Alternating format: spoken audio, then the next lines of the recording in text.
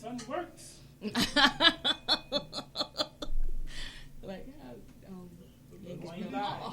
my son works. My son works. Not apologize. That man is beneath me. Okay. He got his own money. It's crazy. I mean, he really got his own money. If we do a stage play, man, I know all the lines. And that's what, because I watch it all the time.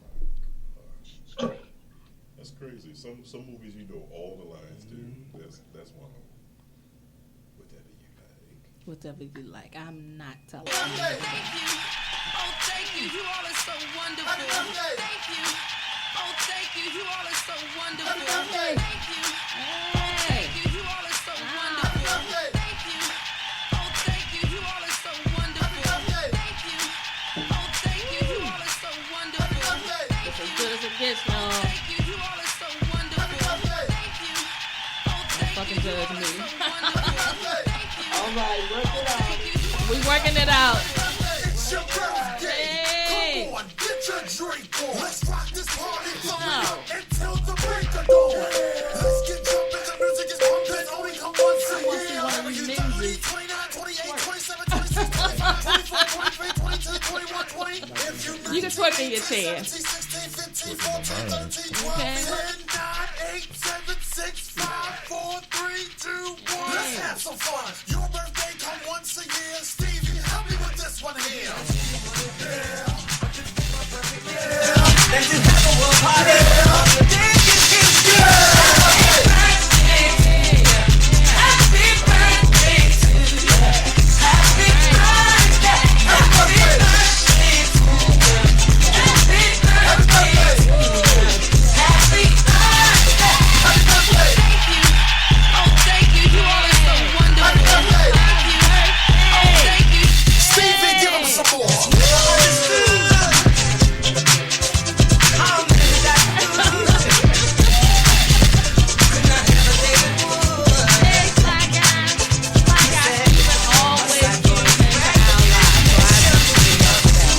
Come on, Stevie. Just because some cannot see.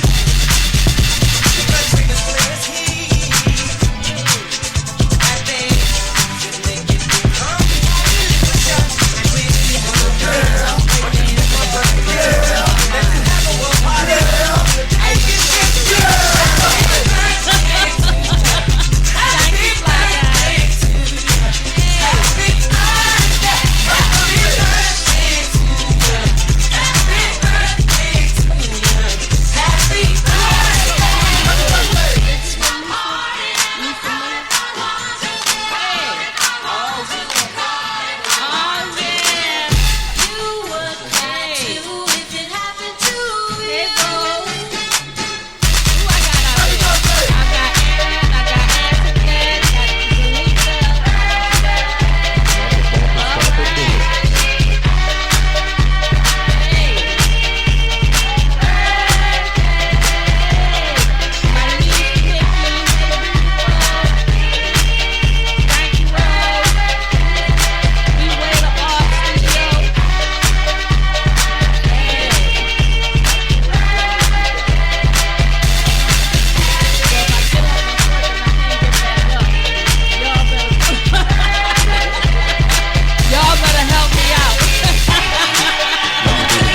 Like they do with James Brown. Right. They better help me out because I'm probably not going to be able to get back up on my We'll own. put a cape over you like James Brown. I don't want the James Brown cape. I want y'all to help my knees to unlock. What's going on, Aaron? So let me just, because I didn't do it, but you're tuning in live to the Intimacy Chronicles.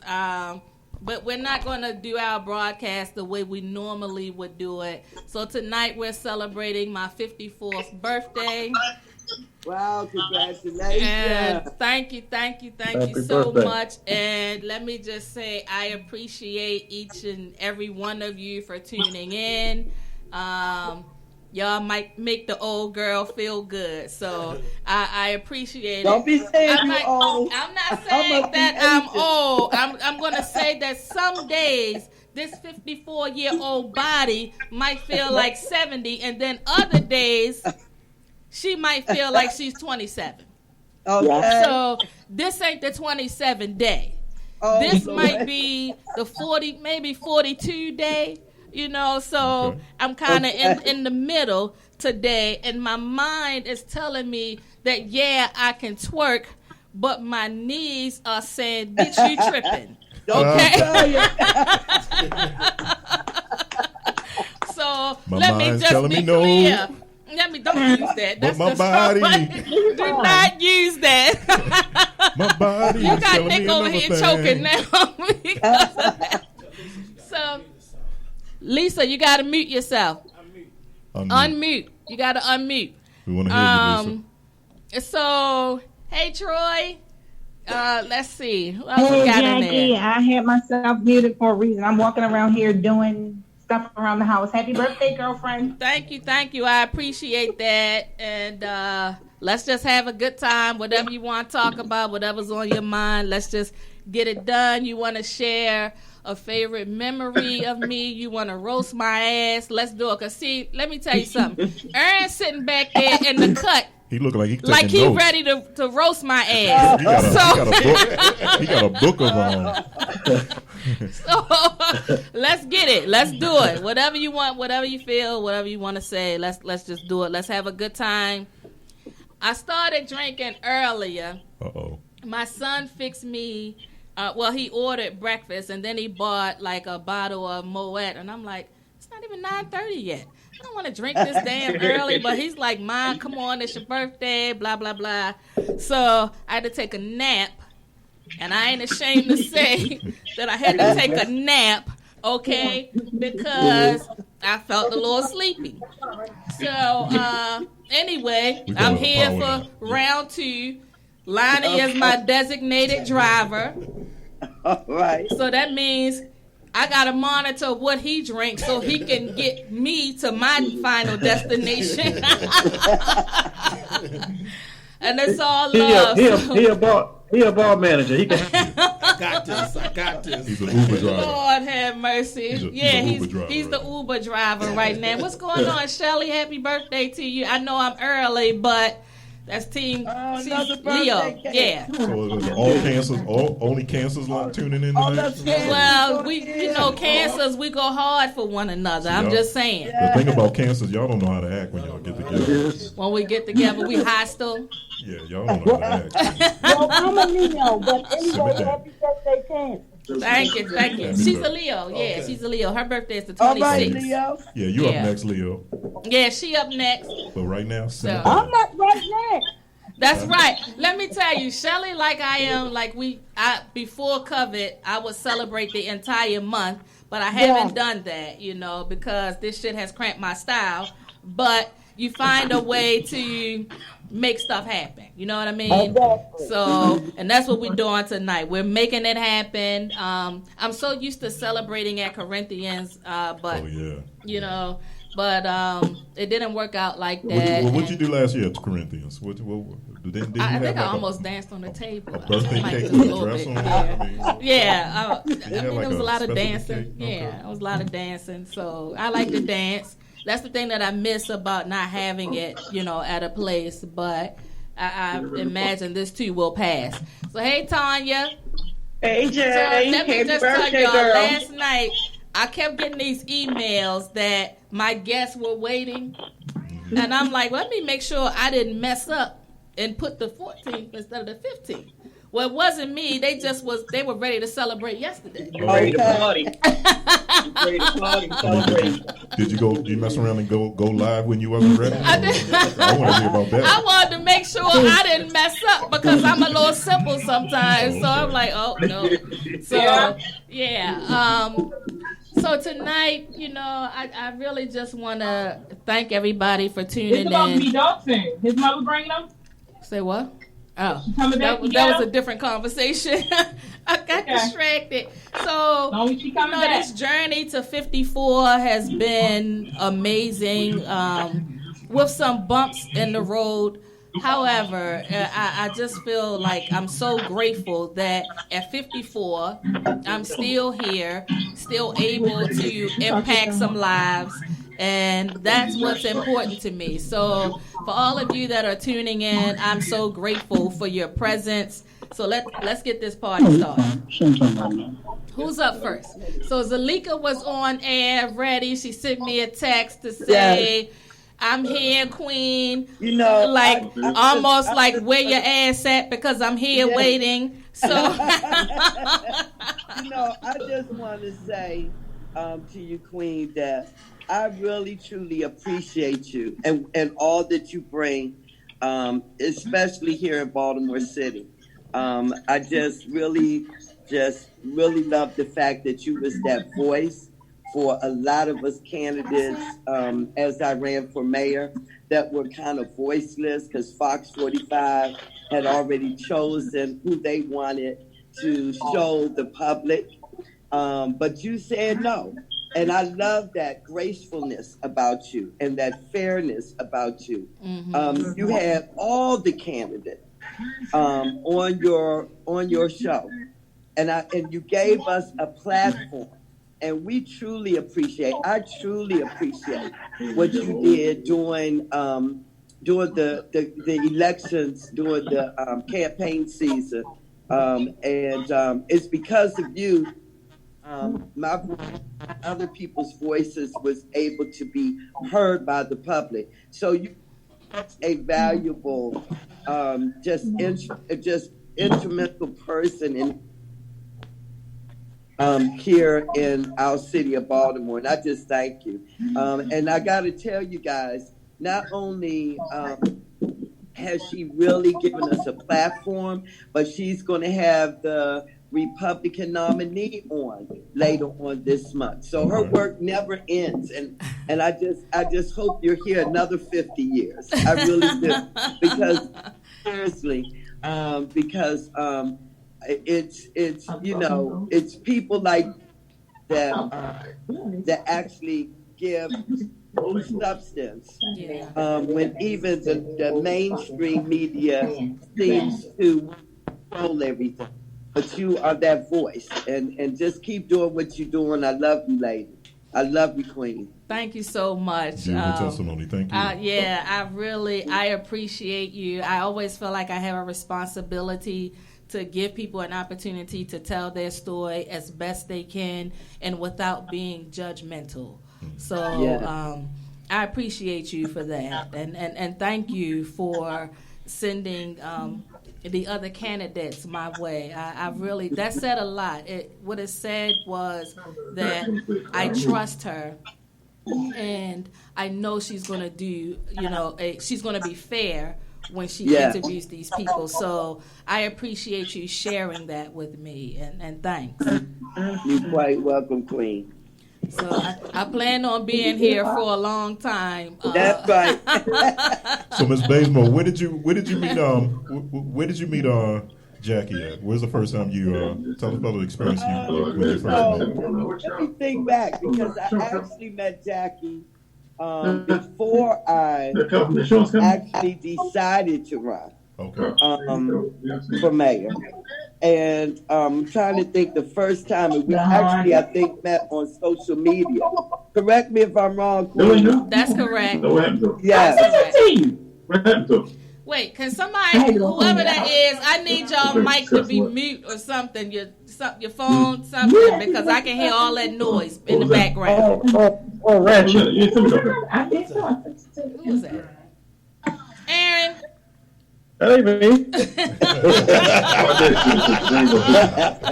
But it's not that you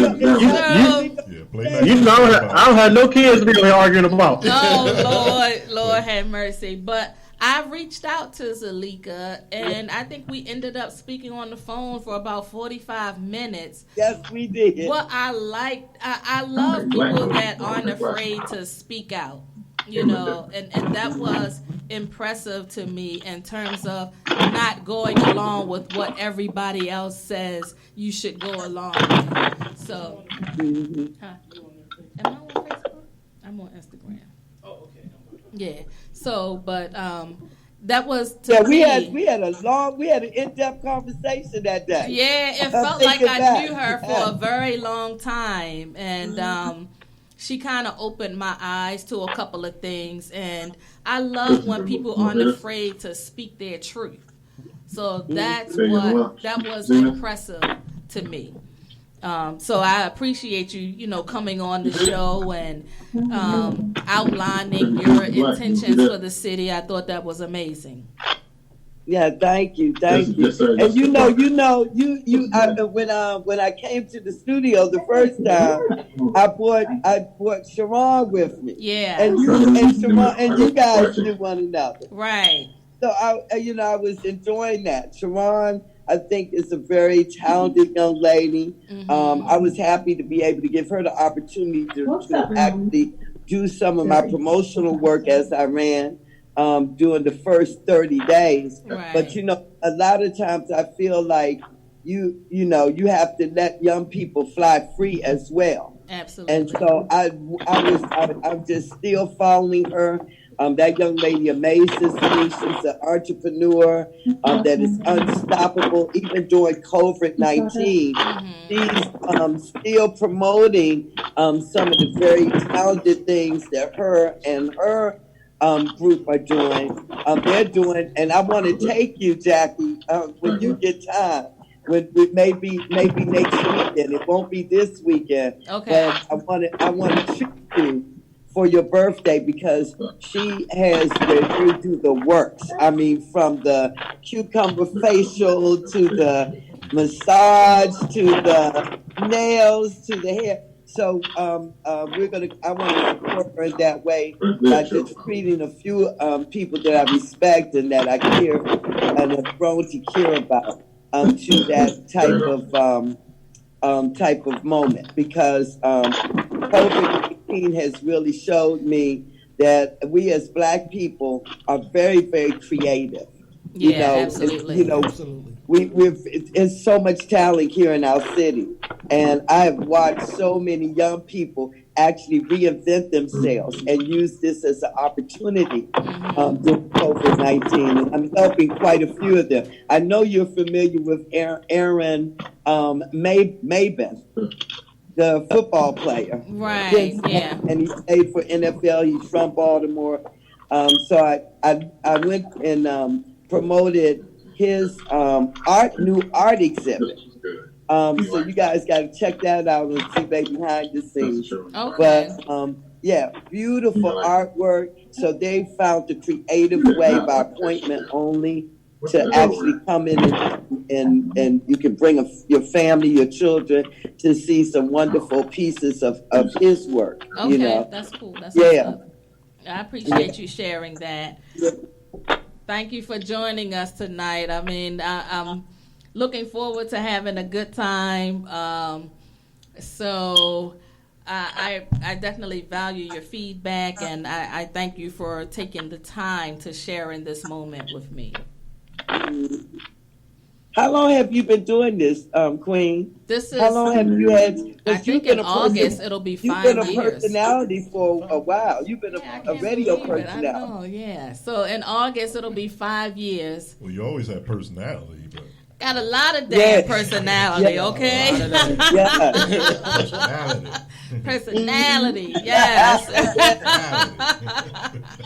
So I got my high school friend Shelly, and we've known each other, I believe, since the 10th grade. Wow. Yeah, so, and her birthday is July 26th. So you've known each other for 5 years? Yeah, exactly. Okay. You already caught on, see? So I got to give her the floor and let her have her say. I appreciate her tuning in. And so, Shelly, what's on your mind? First of all, that young lady dipping all that ice, what you making, a damn snowball? I hope it ain't a thing. Because you didn't put half a gallon ice in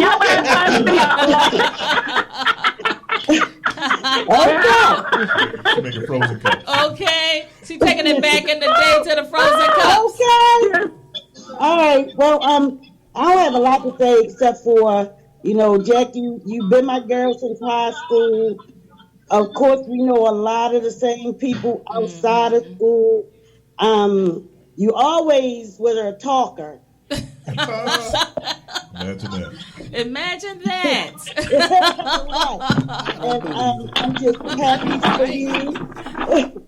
I'm happy for you. You're doing big things. You're doing good things for yourself and others.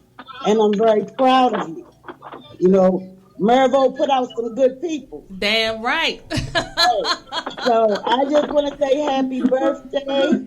God bless you, and I wish you many more. I thank you so much. I'm telling you, we have so much.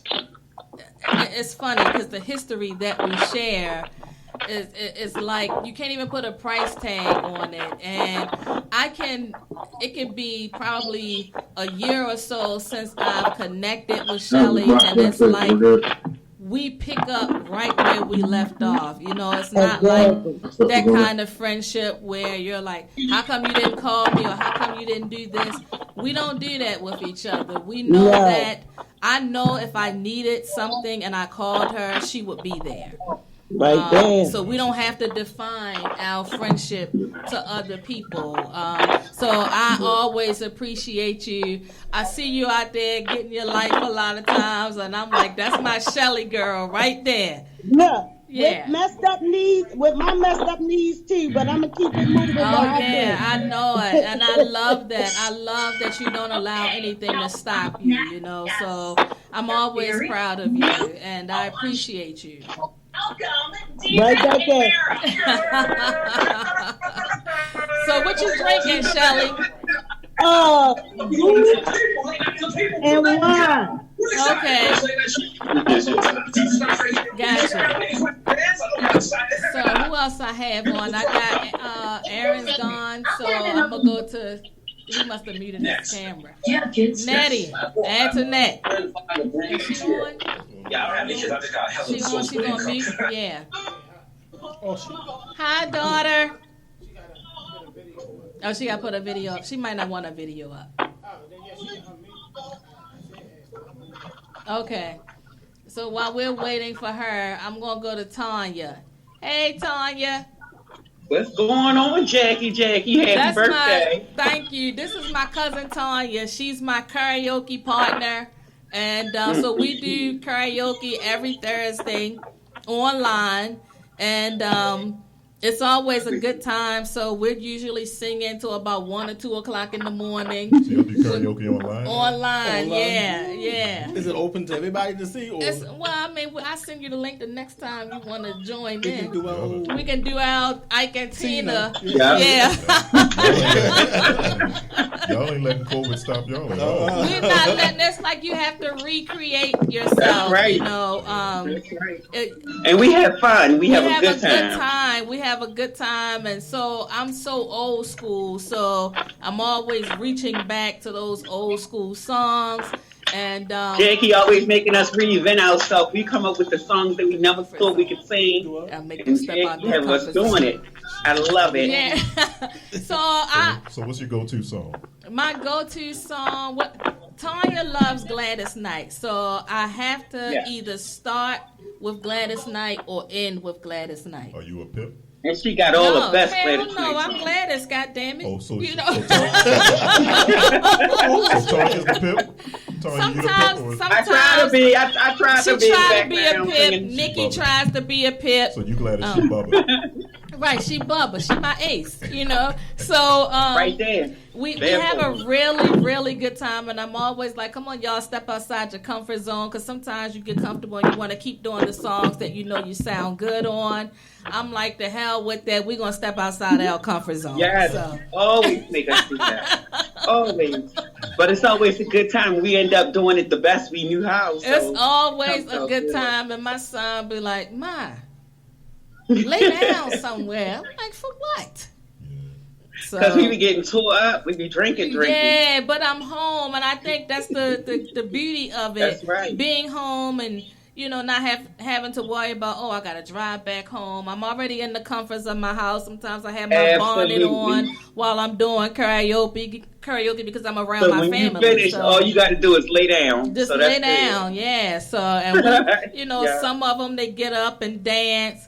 But I'm like a ballad person, so I'm always gonna probably sing slow songs. So Yes. yeah, I take it back. I gotta kind of mention this. So I don't know if you all know, but the lead singer for the Soft Tones died. So I think they're having his viewing and his services this coming Saturday. We had John, his son, on the show a couple of months ago. So, and I sent him a message to let him know that the other day I got in the car, and the first song that came on, which is my favorite song of all times, is Love Minus One. Yeah. And when I heard that song, I kind of had not tears of sadness, but tears of joy, because I remember when that song came out. At first, it didn't get a lot of airplay here, but then thanks to Tim Watts, it ended up getting a whole lot of airplay, and it was such a beautiful song. So that song came on when I got in the truck, and I sent John a message and said, listen, got in my truck, Love Minus One came on. It made me think of your dad and all that song meant to me. At that time, he was trying to, I think, perform the song, and he said he got so tore up because it was a reminder. And his dad had such an amazing falsetto voice. You know what I mean? Jackie, how Love Minus One go? Don't you dare. Don't you dare. We're going to have, what we're going to do, we're going to have Nick pull it up. Take a sip. Take a sip. God damn it, we're going to have. We'll take a sip of curry. Because don't you dare. Because first of all, that is a song I will never do on karaoke. And the reason being because he hit those high-ass notes that I think very few people are able to hit. It's kind of like on the line. Remember how high-pitched Philip Bailey voice is? Well, Marvin... Oh, yeah. He too young to even know who Philip Bailey is. This one here. But, I mean, it was such an amazing song. And, Zalika, I know you're familiar with that song. Right, I need to hear it. Yeah, I think that when you said it, the first song I thought of was "Call of My Love." Ain't that who sang that too? They sang that too, but this is my favorite song of all time. Y'all hear it? Yeah. I'm just saying. Don't come for me, short legs. And I was playing violin back then. Okay, I used to play violin too. Violin and the piano. Yeah, 11 years. Yeah. Right, and that's what I'm saying. There's very few people that can match his tone. I thought that was oh no. And John say he still sounded like that to this day. Yeah. I remember that. Yeah, that was the song. Yeah, I remember that. I wasn't getting none then, but I was thinking about what was going to happen, how I get some. It's Love Minus One by the Soft Tones. Don't do it. Don't you dare. I'm in love. But that probably right, okay. Love Minus One. Come on, Jackie. Okay, I ain't scared. Wait a minute. Come on, Jackie. Drink some of that river.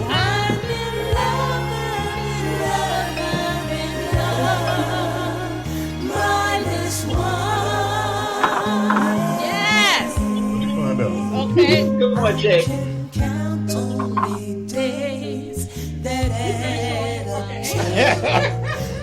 I ain't ashamed. Don't fucking judge me.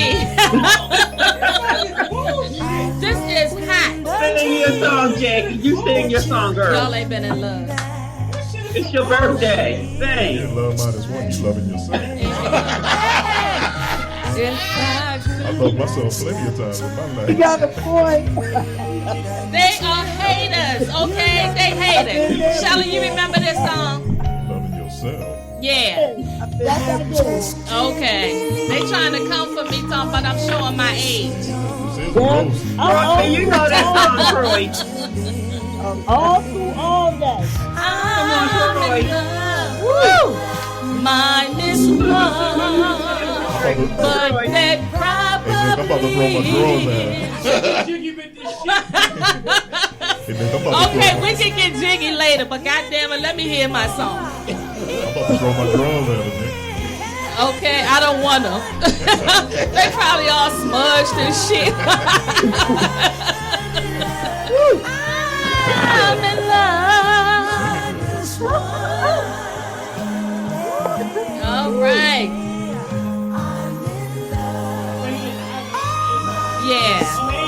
Yeah, that's what I'm telling you. Very few men could match his falsetto like this.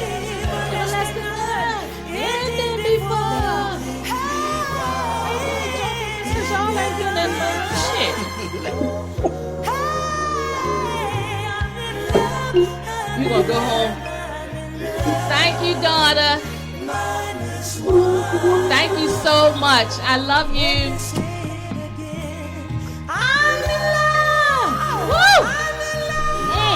The wine done kicked in, y'all.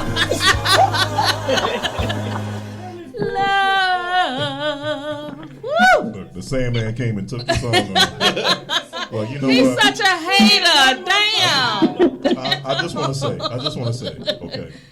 First time hearing that song, I guess I'm too young. You in your 40s, Joker. Cut it out. Look. So anybody who remember that song, y'all need to stay isolated because y'all in a high risk group. I remember it.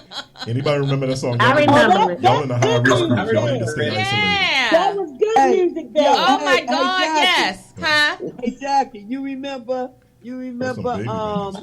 you remember them singing My Dream. That's another classic. That's another. My Dream. Yeah. I remember singing that with my cousin in the talent show in the 8th grade. Oh my God. Wow. You took me back like a mug today. Go ahead, girl. I'm loving you. That was good music back then. I don't know what that shit y'all got now. So you understand? Oh my goodness.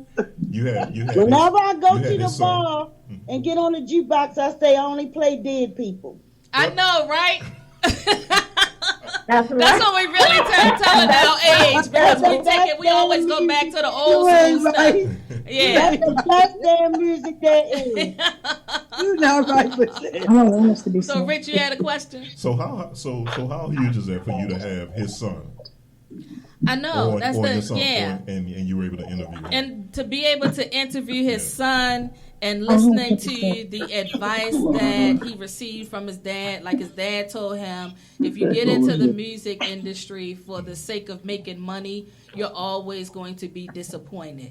If you get into it for the love of it, then it'll always keep you fulfilled. And I thought that was great advice. And to know that I'm friends with the man who put the music out that, oh my God, that would just have me dreaming all kind of goofy shit at night, you know. So if you get into the music business for money, you're doing the wrong thing.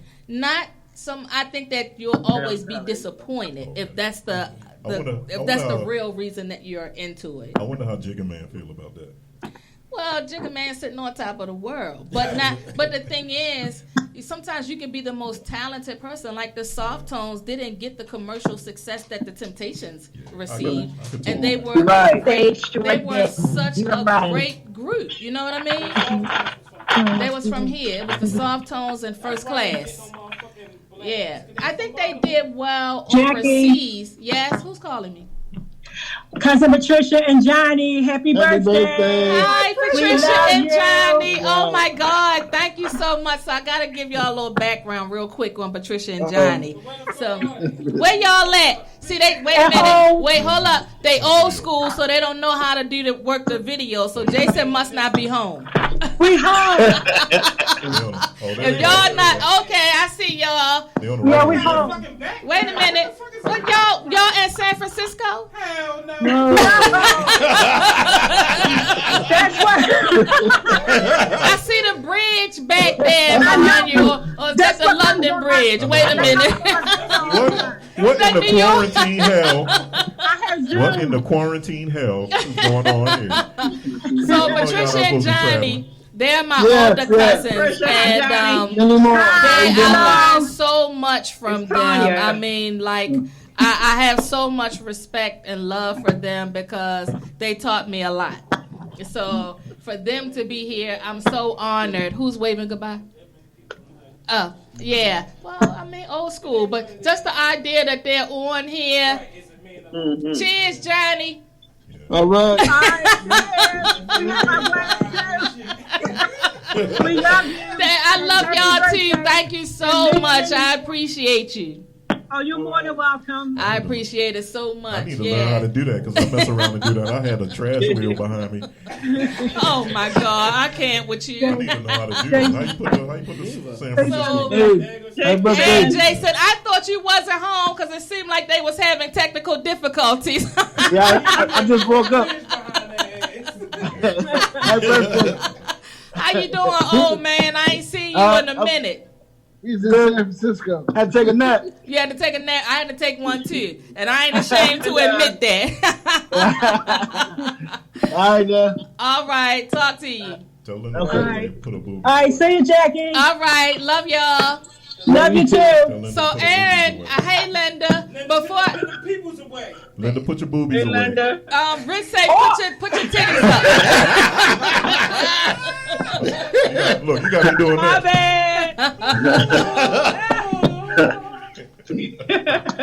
So, Aaron been waiting patiently. I don't know if he's gonna roast me or what he's gonna do. I'm just in the back chilling. But let me just say this: I done had Aaron show up for birthday parties, and I come out in this goddamn costume and shit, and he be looking at me like I'm not even gonna say nothing. I think that one birthday I had at Paisley's, I had the mask. That big old mask. Hell yeah! and changed 3 times that night. It was my birthday, damn it. Don't judge me. Just don't ask no questions, Aaron. Just don't ask no questions. So, Aaron, I haven't hung out with you in a while, and I really miss you. So Everybody been on punishment since February. Outside closed. Outside is closed. Yeah. Absolutely. One night recently, before everything opened back up, we all just met outside at Tom's, was in the parking lot talking, and the bar was closed. So, people dying to get back together again. Oh yeah. So how has this been for you? I think I talked to you a while ago, and before this, you were thinking about going into partnership with someone in terms of opening up a club, or It didn't happen, and then it's not going to be a good time right now, anytime soon, anyway. Right. I just been teleworking, doing HR stuff, laying in the bed and making sure that the computer don't go to sleep so that they can see I'm on. That you're trying to work. Just lay there and move your finger a little bit. I think everybody do that. Yeah. Move the mouse. Move the mouse a little bit. Yeah. Until they ask you a question. They never do. Make sure that little green light stay under your name and good to go. Well, that's what you're doing here. Right. Exactly. So, I mean, it's funny because years ago I told people, I said, okay, working from home is going to be the next wave of the future. No one believed it. Didn't think it was going to be a pandemic that would force us into working from home. But nonetheless, look at the benefits of working from home. I think for the company too. I mean, for the government too. Exactly. Yeah, exactly. I ain't gonna lie, I get about 6 weeks to the gallon of gas now. That's what I'm saying. 6 weeks. Look at the money that you save from from not having to do the daily commute. No, but I think overall I kind of miss the fellowship. Yeah, I miss the interaction. If I had a choice, I would still go in. When my job does these Zoom things, I get upset that I got to put a shirt on. I wake up 5 minutes for 8. It's been pretty cool. I'm not going to complain. So you got 5 minutes to get yourself together. So you just throw on the shirt, and the rest. Don't even have to. Well, we don't use the Zoom once a week or so. So I just, as long as I can turn my computer on and keep it on, we good to go. Okay, You know. okay, gotcha. That's cool. It's not so bad working from home. I used to always tease people like, oh, wait a minute. I said I got a short commute from the upstairs to downstairs. Right.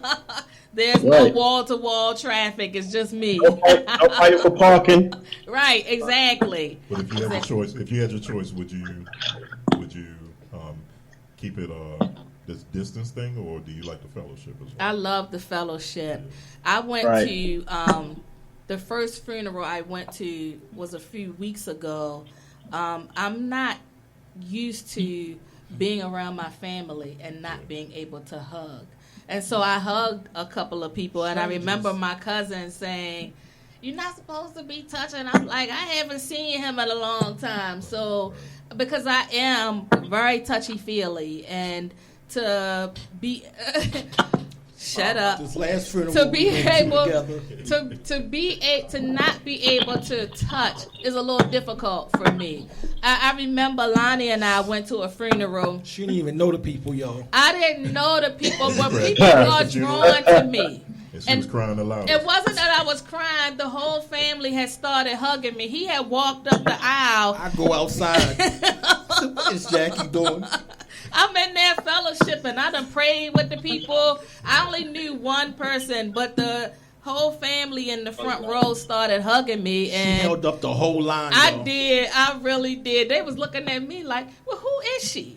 Like, it's just how I am. Like, I connect with people like that because I love to hug. And what this pandemic, you have to be cautious. And I don't want to infect somebody. Not that I have it, but it's hard for me not to hug someone. I struggle with that. Right. So you got to do that color purple. No, so at the funeral, what I remember is as people was walking around, they were doing this. What's that? I guess it was like, I'm here for you. Like some kind of weird sign language, yeah. Yeah, but I'm like, in my mind, I'm saying, and even the minister was like, please don't touch or hug. But my mind was like, but this is my damn family. You know what I mean? Wakanda forever. But that's what it looked like to me. Wakanda Or maybe they forever. was doing this. Maybe they was just hugging themselves like I'm here. But it's we a already different look time. weird enough as a society wearing a mask. I think we can hug here and there and be all right. Yeah, that's kind of like how I feel, especially growing up in a family where mostly everybody is affectionate. It is hard to not hug someone, and if I hug you, I don't apologize. It's an adjustment for me. You know what I mean? So yeah. But I'm glad that you joined us. We definitely got to connect, Aaron, because I miss you. Yeah. So let me know next time y'all out. I'll join. I thought I saw my mother pop up on here too, but I see her phone up there, but maybe she can't get the video working. So hey, Troy, how you doing? Troy, are you on mute? I'm coming. Okay, she's coming. Okay. I'm coming. I'm coming. All right. You on mute. You're on mute. I could hear you, but then I couldn't. That's the cricket. She's having a brain freeze from all that damn ice. It's okay. She was making her cocktail. Oh, there she is. What you was making? Yeah, I can hear you. What you making? Huh?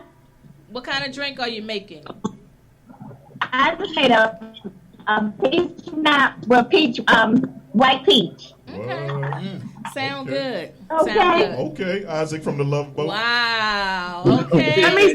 Oh yeah. Let me find out. Let me tell you like Isaac Oh from the yeah. Love Boat. She just made a peach snowball. Peace Wow. Girl, She always so have her good, drinks so fixed good. up. And I needed it so bad after the day. I just saw Linda's forehead pop up. You saw Linda's forehead? I just see the ceiling. Hey y'all, Man, I'm Linda just trying trying to hide them boobs. Turn on the ambulance. So I got Lisa and I got Tamala, but they don't have their video What the on. hell? I'm sorry, what'd you say, Troy? Well, we didn't hear what I you said I come home with a big bag of ice every day, and I'm carrying it like a baby. I know my neighbors probably say, "What the hell?" That is so hilarious. Yeah, I have a big bag of ice. Wow. Yeah, so Lisa and Tamala, y'all need y'all camera on so I can see y'all faces.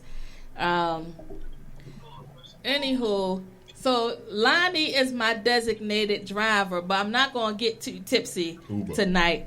He's my Uber. Uber. I texted him yesterday. I said, "Hey, I need a designated driver." And I was thinking, does she know who she talking to? Designated driver. And so yeah, I'm always thinking about safety. So I have to read this. My granddaughter sent me this text message, and I have to read it because it was so beautiful. And I was like, I know she's not trying to make me cry. How old is your granddaughter now? She's 11. 11 years old. Okay. So she sent me this message. It says, "Happy birthday, Grandma, best friend, my everything. I'd like to thank you for all you have done to help me grow as a better child. Everyone needs a grandmother like you for the generous gifts, the stories you've told me.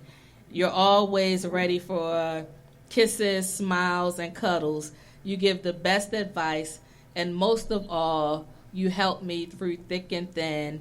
You help me to think.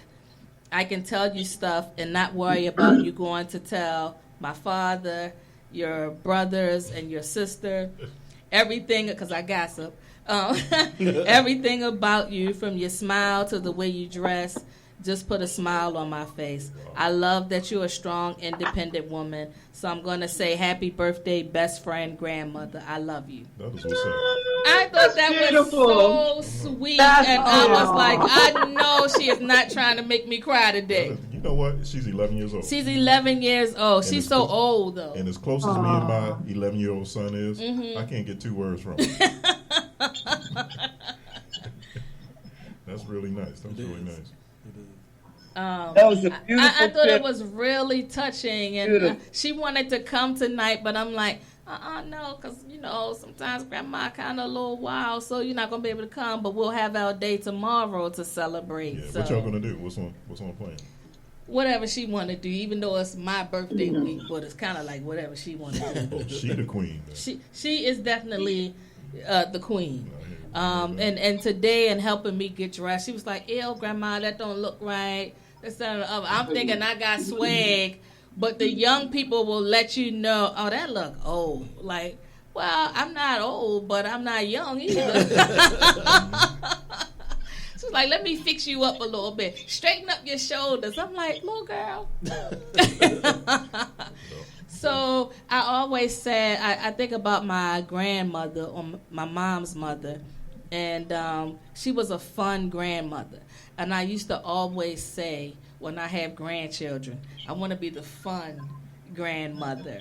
I was the fun auntie, now I'm the fun grandmother. So my grandmother was like 4'8". One of the strongest women I knew. So she would play roller derby with us, sliding around the table and shit. And she was so strong. I remember her and my dad wrestling, and she like wrestled him down to the floor so fast. Wow. You know what I'm saying? She was so strong. She was 100% Indian. And she just had all this strength and energy. And I remember her being in her 60s, running around and shit. And I'm like, that's what I want to do. I want to be that grandmother, because I felt like I could go to her and talk to her about anything. My dad's mom was more reserved, very spiritual. So when I'm having a bad day and I want to cuss somebody out, maturity kicks in. And I remember this phrase from this song. I think her name is Helen Baylor. And it says, "I have a praying grandmother." So when you don't get cussed out, just know it's because I had a praying grandmother. And I say that to myself so that I don't step out of character. But sometimes people will take you there. So I say all of that to say is, at 54, I've grown a lot. Some things I choose not to respond to. I think that sometimes people have an opinion about stuff that has nothing to do with them. But the best thing to do is to continue to elevate and understand that we're all here with a purpose. find that purpose, and don't be afraid to live and embrace your truth. I never let anything or anyone stop me from doing what I want to do. They always say that it's hard to tell me no. It's not that it's hard. Don't do that. It's definitely hard to tell me. You're a It's cancer, not that right? it's hard to tell me no. When love you it. say no, I just take it as, okay, maybe they're not ready. You can in, tell her in no. this second, but And we'll she come hears back yes. to that. So I like to kind of like encourage people around me. I feel like when you have a gift, you have to uplift the people in your circle. I remember Lonnie when we started talking about this costume karaoke thing. I said no. He said no. I didn't even hear it. I'm telling y'all, I didn't even hear it. I was like, whatever. So we're gonna do it on this night. And we're gonna open up with Ike and Tina. So that was always our thing. We opened up with Ike and Tina. I had the Tina wig, and I had the Ike wig. he had a little guitar. Okay. So we did our thing every week, and I would be like, Lonnie, I got a new idea. Let's try this. Come on, and show the look that you used to give when I said I got a new idea. Really?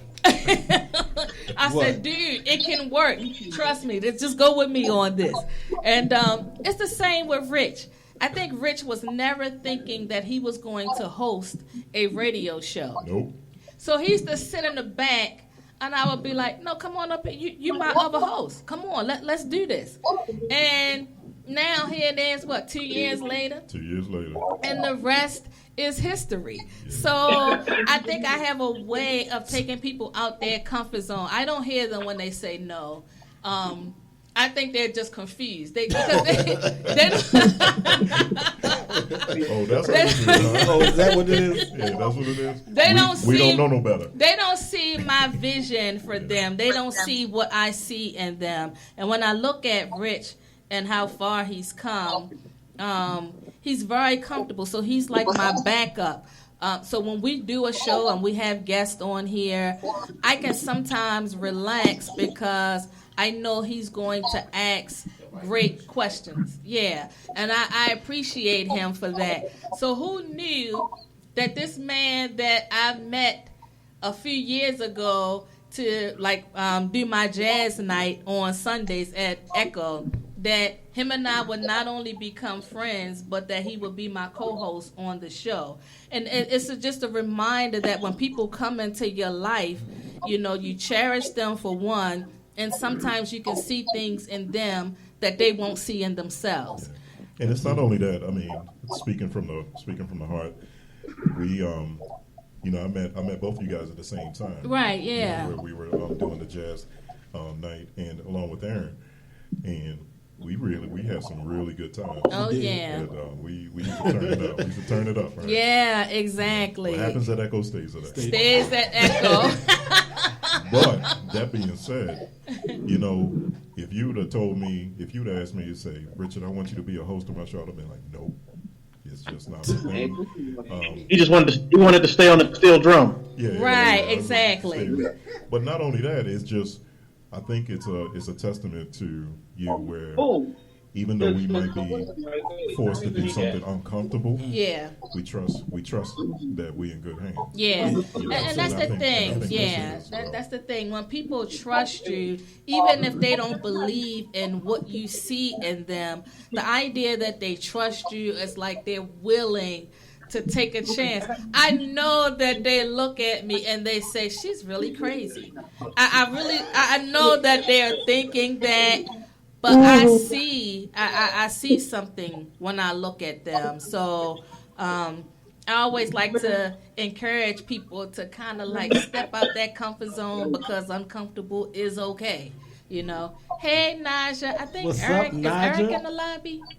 How are you? Eric. All right. Thank you for joining us. Hey, everyone. How are you? All right. Everything is all good. They say you cute. I was thinking I wasn't going to say anything, but she did look nice just now. I was gonna be quiet.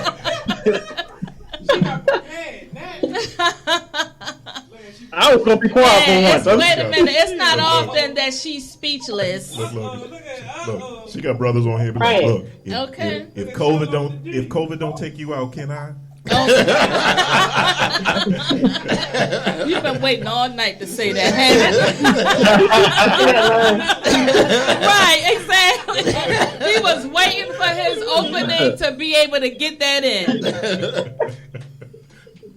Yeah, but again, like I said, it's a testament to knowing that even though it might be uncomfortable for us, your intentions, we trust your intentions. And, absolutely. Sometimes it might be a situation where it's like, you know what, let's see where this going to go. And not only that, we want to succeed and we want to see you succeed as well. So right. that's why we have your back. And I think that, from being that young 30-year-old who really didn't have any drive at all I wanted to do at pay dues was get my check and go home. But when I met you, we met on bad circumstances, but it turned into something positive. And I think at the age of 40, the man that I am today is definitely because of your encouragement. It is definitely because you pushed me when I always thought I couldn't do it. And I said, Jackie, I ain't going to be able to do that. You said, Lonnie, you can do it. I am definitely the man that I am at the job that I have. I'm definitely the man that I am in my business, and everything that I do, I definitely think that I owe that to you. Wow. I just wanted to say thank you. I appreciate that. Thank you. Look, goddammit, I said I wasn't going to cry. Don't you do it. I would be like the Tin Man. They probably don't even know what the hell you're talking about. Well, these two. The what? See? The what? The Wiz. You heard of the Wiz? The Wiz. Oh, yeah, I know the Wiz. Okay. The Wiz. Well, why you looking confused, Nick? If you know the Wiz, you're in a high risk group. You need to say hi to me. That's another one. You know what 8-track play is? You're in a high risk group. You know what an 8-track is, though. What's that? Never mind. Oh. Yeah, I know what the 8-track is. Yeah. Well, you in music. Yeah. The little the dance. Come on now. Right. Tell them, Shelly. Right. Okay. You just went in. Right. At least like the cassette tape. What? Jackie, at least come back to cassette tapes. He might know what a cassette tape is. He know what a cassette tape is. He don't know what the 8-track is. Yeah, let the 8-track go. Yeah, we're gonna let that one go. My eldest daughter, when she's like 22 now, and when she was like 12 years old, went over to my parents' house. She saw a 45 record, right? Mm-hmm. And she said, "Daddy, why this CD so big?" I was like, I ain't even know what to tell her. Yeah, right. Ain't like she saw a record player before. Right, yeah. But that's the thing. Like, I still like wax. Where I know everybody. but the DJs that got to carry them crates don't love them. Yeah, well, I guess that's a little different, but like I have a record player and I still like to play. Here they go. Here they go. He done been quiet all damn night. Now he won't be asking questions. Like DJs with bellies. They got a question for you, Naja. Like DJs with bellies.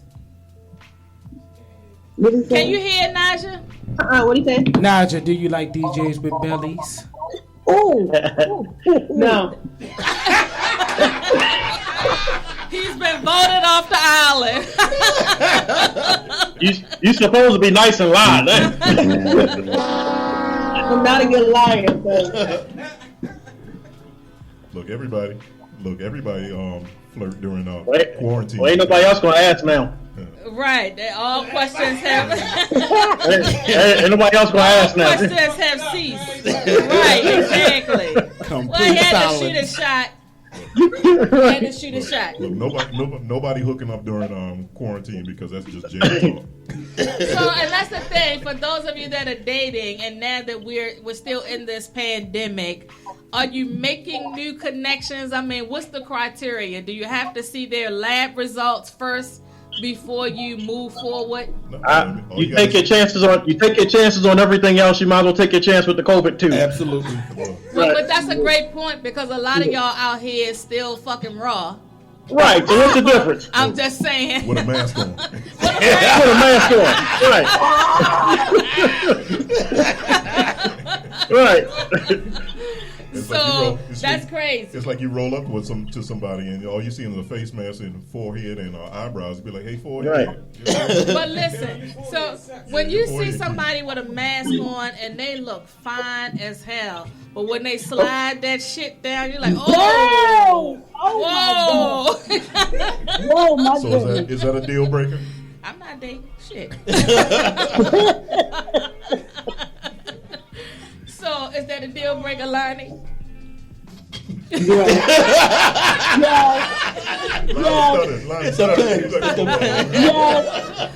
That's a deal breaker, Shelly. Yes, the fuck it is. Well, all right. So what y'all doing? Y'all saying, let me see your face first. What y'all do? What are y'all doing exactly? What are we doing out there? Let me do a mask check. Right, exactly. So what you say from the nose up? All I got to go is your eyebrows and your forehead because your mask on. So, Right. So what are y'all From doing? the wait a minute, what's that? And I'm gonna get you sucker from the waist down, you mine. So what you say? From the nose up, you fine. I never seen that movie. Don't you dare. Don't you dare do it, damn it. I'm too young. So Naja, what's been going on? Same old. Yeah. You staying out of trouble? Always.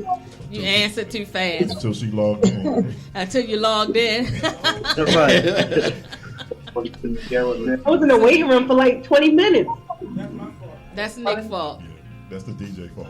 Somebody else in the waiting room. So, Linda, Yeah. you still there? Yes, I'm here. Come on, talk to me, Linda. Come on, let's see your forehead, Linda. They don't want to see your forehead, Linda. They want to see your boobies. You got clothes on now? Oh, Lord. You put on clothes now? No, I got clothes on, but I don't feel good, y'all. I'm Okay. Well, thanks for tuning in. Thanks for tuning in. I have clothes on, dog. I have clothes on. What's your favorite Jackie story? Karaoke? Oh my Lord. I love Jackie. Like, she's so freaking positive and inspirational, and she's classy. But I swear to goodness, she has the absolute wildest hairstyles I've ever seen in my life. There is that. Yes. This is really conservative for me tonight. Oh, yes, It's definitely conservative. Yes, it is. Yeah, because I'm always like, what? Look, goddamn, it sounds like you trying to say I look old most of the time. Shit. He did say that He 3 said times. he did. He emphasized that shit, didn't he? He said it about 3 times. You look younger. Yeah, but I decided, so I'm on a mission right now, so I kind of decided to tone things down. Because I got a couple of things coming up, and so I've been getting these guidelines that my hairstyle kind of has to be toned down for what I'm trying to do. Oh, okay. With the hopes that they don't fire my ass. You know what I'm saying? But I think the opposite. Sometimes the most off the wall thing get people's attention. Absolutely. Exactly. well, my methods are off the wall, so I'm not going to change that. But in terms of what I'm working on now, I decided to tone it down just for a little bit, So you and can get your foot in. so I can get my foot in, and then all bets are Then off it's bow. at that point. You know what I'm saying? Well, So- you know, this year last year was when I say this year, I mean the last 12 months. It's like you've been to New York, Yeah. Times Square, you did L.A. Yeah. And you think toning it down with Well, I Help think actually they embraced my individuality, but what I'm working on now, I really have to get through. So I'm getting ready to be published in 4 different articles, and I was asked if I mind kind of toning things down just a tad bit, because I'm trying to go like really mainstream. Once I get past these articles, then it's kind of like I can go back to Jackie, right? But I gotta get through this because someone set me up with this opportunity. So I want to make sure that I am within their guidelines. So Yeah. you're kind of like Jada before she blew up. Here we go. Before or after the entanglement? Here we go. I knew it was coming in there somewhere. But you know what? That's so funny because the entanglement, what I will say is Will and Jada are very well trained in the media. You know what I'm saying? The idea, if I'm out there like that, I'm not, I definitely believe getting in front of your shit, owning your shit. But I'm not going to use that opportunity to have a discussion, to each his own, with my mate for 16 million people. Right. Yeah, but let's be real. It wasn't news to him. It wasn't they both do news it. to him, right? But the idea of getting out, I mean, having that conversation openly. Like, I know they had a discussion, but I remember his facial expression when he asked, so why are we here? What's really going on? And to me, even though they may have had a conversation about it, it really still seemed like he was hurting over that. He was. But you know what, Jackie? I feel as though that they had a publicist or something come about to tell them to do say, this. Get in front of it. Because because they would have never did this. They would have never did it otherwise. And Will is got so much shit going on. So much stuff going on. And not to think that somebody told him you need to do this. It's like the radio. It's like the radio, yeah. I think that I applaud them for getting out in front of it. But when he was talking about it, Will was definitely still hurt. You could tell by his facial expression. And then people keep coming at him. Like 50 had asked him, was he all right? He said, yeah. And then 50 was like, well, why she bring you on the red table to have this conversation? And Will's response was, fuck you, 50. So he's getting a lot of that now. People asking, why the hell would she do that publicly? And I get it, but because I think she wanted to cover herself. That's people why. Need to understand that a lot of times what happens between a man and woman, nobody else has anything to do with. Damn right. You know what I'm saying? Damn right. So I think people have to be mindful of that. But the thing I about wouldn't it have said shit because I didn't know who August Exactly. I never heard of him either. So up. Eric is in. That shit would have died down if they had just shut the fuck up because I didn't know who that damn little boy was. I ain't know nothing about what was going on and out in the media. If he had shut up, the shit would have went away. You ain't supposed to be up on national TV and put my shit out there like that. Right. Yeah, And I wouldn't have felt bad if he did. I kind of question I question the timing of it, because it's more. First of all, I refuse to even read an article or see or watch anything regarding that because it's just too much stuff, more important things going on right now. Absolutely. Because it seems like that came up and the whole narrative changed. We ain't talking about Black Lives Matter. We ain't talking about anything else. We're talking about this. But I agree with Shelly. I wouldn't have said shit. But I don't blame the boy because he doesn't realize that women from Baltimore, they come with some Old Bay in their cooch, right? So we're a little spicy. So we're a little spicy. Yeah. Okay. Man, you didn't say it like that. Yeah.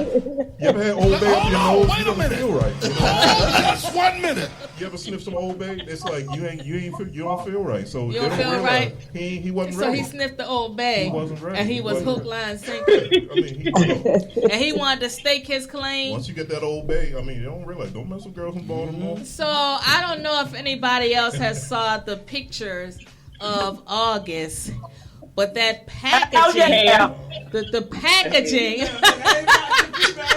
Everybody gone. Hell yeah. The I still don't know packaging, who and the fuck so he is. I saw where somebody has said, "I'm sorry, Will, but his shit stays hard for hours. Yours just be semi-hard." I'm like, oh, hold up.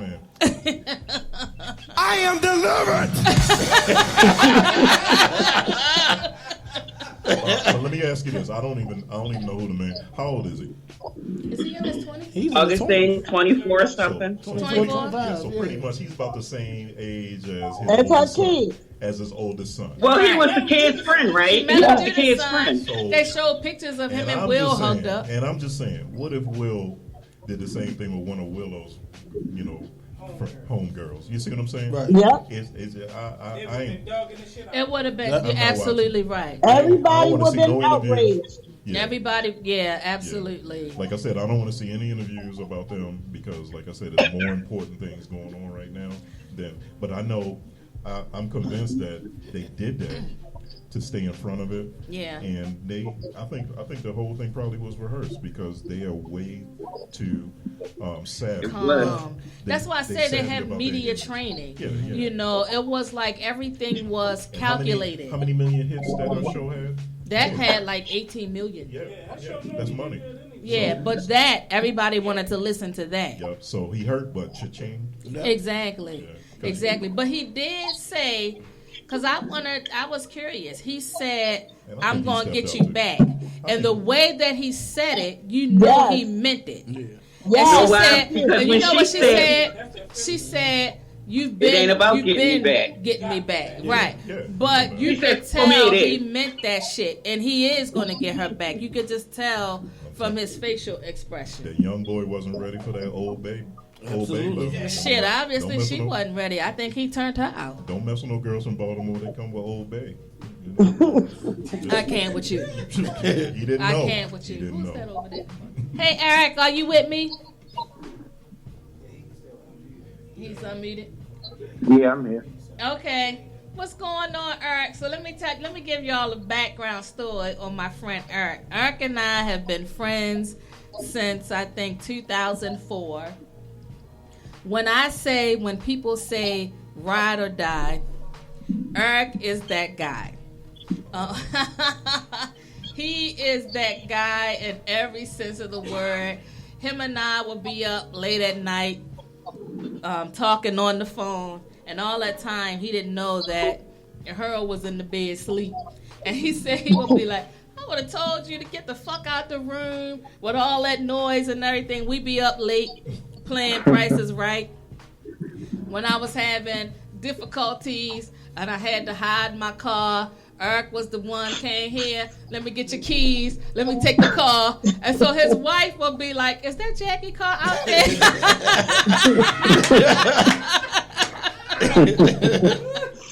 So he is truly my brother. And it's so funny because my brother sometimes, especially my brother Charlie, they'll text him from time to time and they'll be talking about me. But when I think of Eric, it's like he is my go-to person. I'm like, "Listen, got a situation. Let me tell you about it." He'd be like, "Oh boy." But what I will also say, I've been on the phone with Eric when major shit has been going on in this city. Like when we had the earthquake, I was on the phone with Eric. When the tornado struck through that Perrin Parkway area, I was on the phone with Eric. He said, "Yo, I just seen a tornado run through the alley." I said, "Joker, you tripping. You been drinking that sangria and shit."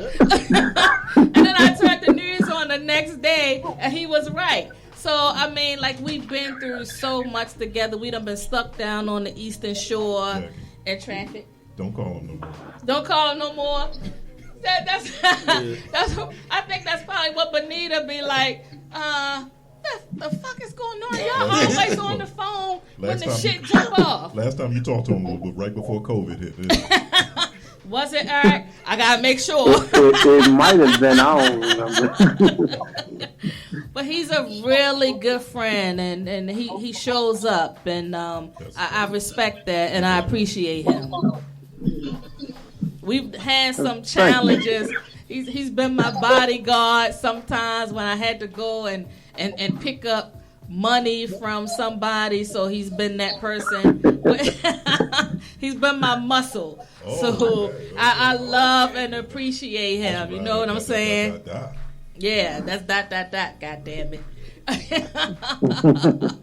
I don't get to see him often, but I do appreciate when I am able to see him, and we always have a good time. So when I talk to him on the phone, it's probably going to be at least a 2-hour conversation. See, that's why he probably don't have his picture up, because if you see him, that's the last. He don't want to be exposed. Yeah. I see his face. That's the last person I'm gonna see. He's incognito today. Right. He don't want to make he don't want to be public. So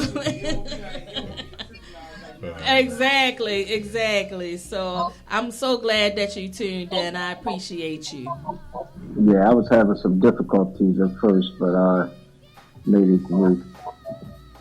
That's what's up. Yeah. Big Mama here.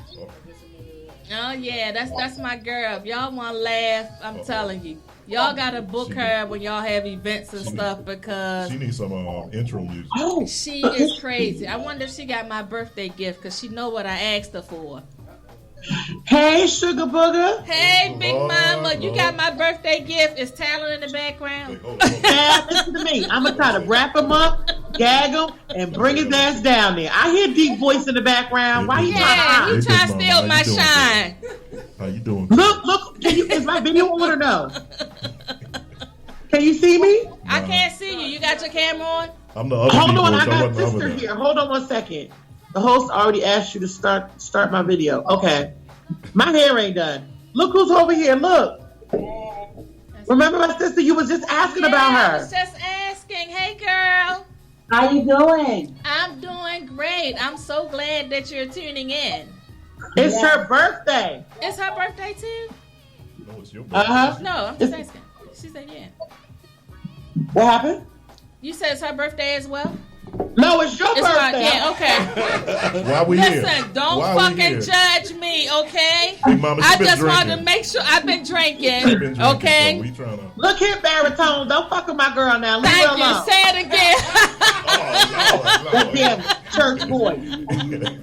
Oh my God. It's good to see you, sister. I was just asking about the family because I missed y'all this year because we normally connect via the wine festival, so I miss y'all. Yeah, we sure do, yeah. Yo, we was laughing today how the first time we went down there and it was so hot and we thought we was gonna die. Right. Oh my God. Yes. Absolutely. Yes, we thought we prepared ourselves to die again. Nope. It was hot. Oh. It was hot. Still die. Look, I got a drink for you. What you got? I'm popping bottles over here. That's not no damn Pepto-Bismol. That is Fetca. Who said Pepto-Bismol? Short legs. Listen. Look, Miss Jackie, I done let my hair out. See, you know what? I appreciate you for coming on as you, baby. Listen, where Baritone at? Why he hiding today? This one. First of all, you made a statement. Oh, there go Big Daddy. Wait a minute. I want to get back to that statement. So, there go Big Daddy. I ain't messing with you, Baritone. Tell Big Daddy to come back. So, wait a minute. He going to serenade you with some music because I wanted him to show off his musical talents. But I want to get back to talent. You said you're going to do what now? You going to wrap him up? So, I'm going to gag him, drag him, and bring him. Okay. Make sure you let me know 48 hours ahead of time so I can get my shit tightened up. Girl, you only have 24 hours with him because you got to get him back. Oh, God. So I'm going to have to work fast, huh? Work fast, baby. Work fast. So where Big Daddy go? Why he hiding? Big Daddy right? Oh, this one. You. Okay. I seen him. You talking about Will? No, I didn't go yet, Baritone. I leave in 2 weeks. Oh, okay. That's what they said. It's not like I'm stalking you. He's stalking. What you say? It ain't like I'm stalking you, but I just want to make sure you travel safely. Oh, child, you can talk to me in my sleep with that goddamn voice. Okay. Lord have mercy. Oh, he sound like Barry White Daddy, honey. All right, well, we gonna let you go. Don't be We gonna blowing finish- his head up because he gonna go home tonight talking about, yeah, they say I sound like Barry White. And he gonna be put in time out. Better than the Hall State. You enjoy your birthday, Queen. Thank you, babe. I appreciate check with you. sister. I'm gonna check. Did our place? Oh, there was a fire at our place. Wow. The restaurant that we went to. Right, Loafers. Did she come with us? She didn't come. It was your girlfriend and I'm trying to think of somebody else. Oh, we gotta take her back. We gotta take her then. Yeah, we gotta take maybe her. by the time y'all come back, they should be open. Okay, Yeah, okay. I'll let you know. They finished though. Yeah, we'll come down. We'll come down for they a love Saturday it or there. They something. love Loafers. And come on back. Okay, sounds good. All right, my dear. Happy birthday. I love you. Thank you. I love you your too. Birthday. Thank I hope you. they got a stripper coming for you. Well, y'all Ain't no should have had a stripper stripper. Virtual. Now I'm mad, Big Mama. Now I'm mad because they ain't got no damn stripper. They ain't got no stripper. They ain't got no. My sister said, "Tell Barry White to do it." Go on, Barry. No, I don't want to know him like that. You understand?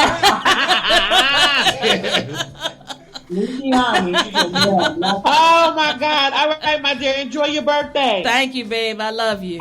All right. All right. Who else on there? Bye. What's that? Lisa. I talked to Troy. No, but Lisa, turn your camera on. Damn it! Oh, she done logged out. Y'all done scared her up. Turn your camera on. Boy. No. Lisa. Yes. Can you hear Hey, me? sunshine. Yes, girl. Hey.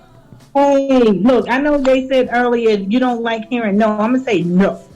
You know I don't pay that shit no mind. So Lisa is another one of my childhood friends, and so I used to be irritable a lot, and so sometimes they said, like she said, "Man, don't nobody give a fuck about Jackie and her attitude." She was always that person that was like, "Man, anybody paying Jackie no goddamn mind." No mind. Yeah, and so it doesn't matter like how long it's been. She's another one, like we've been friends for such a long time. So to give you some background, my brother used to have to walk me to the bus stop and we would catch the bus together. But she used to ask me, why your brother always got his ankle out the socks? Because he didn't want to get up in the morning, so he would pick the raggediest socks he could find. That was his protest against my parents sending him out to the bus stop with me. And I'm telling you, every pair of socks he picked, he had his ankles out. Yeah. So we have so much history together, and for years my brother used to say, "Oh, I call her Romper Room because she was on Romper Room," and I said, "She wasn't. That's before y'all time, so don't be looking at me like what the fuck is that?" She said, I was like, she wasn't on no damn Romper Room, and come to find out, she was on. You remember that? She was on Romper Room. I said, I swore he was lying, like he didn't know what the hell he was talking about, and she was on there. I was like, oh my God. That was like 25 years later. Right. When you finally mentioned it to me. Yeah. And I'm like, yeah, I was on Romper Room, and like it was like deer in headlights. Right, because I'm like, oh, so he wasn't lying? Like, he said, that's Romper Room. I said, boy, she wasn't on no damn Romper Room. So Lisa is another friend that, like, if I'm in distress and I need to just talk, she won't make a statement. She'll just listen.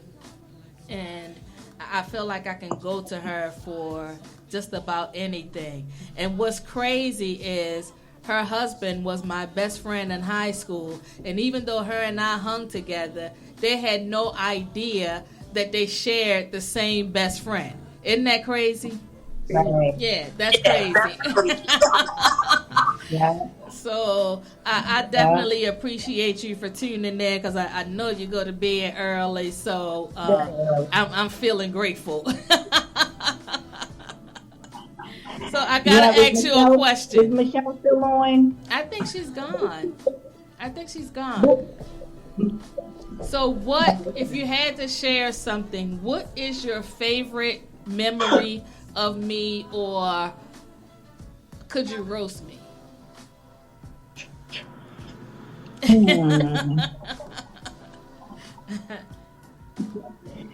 Probably, maybe not so much roast, but I just remember all the great times that we had on the bus stop, like riding, going to school. Yeah. You know, those were days where we were. Oh, my phone may cut off. Okay. My battery is dying. I'll have to reconnect.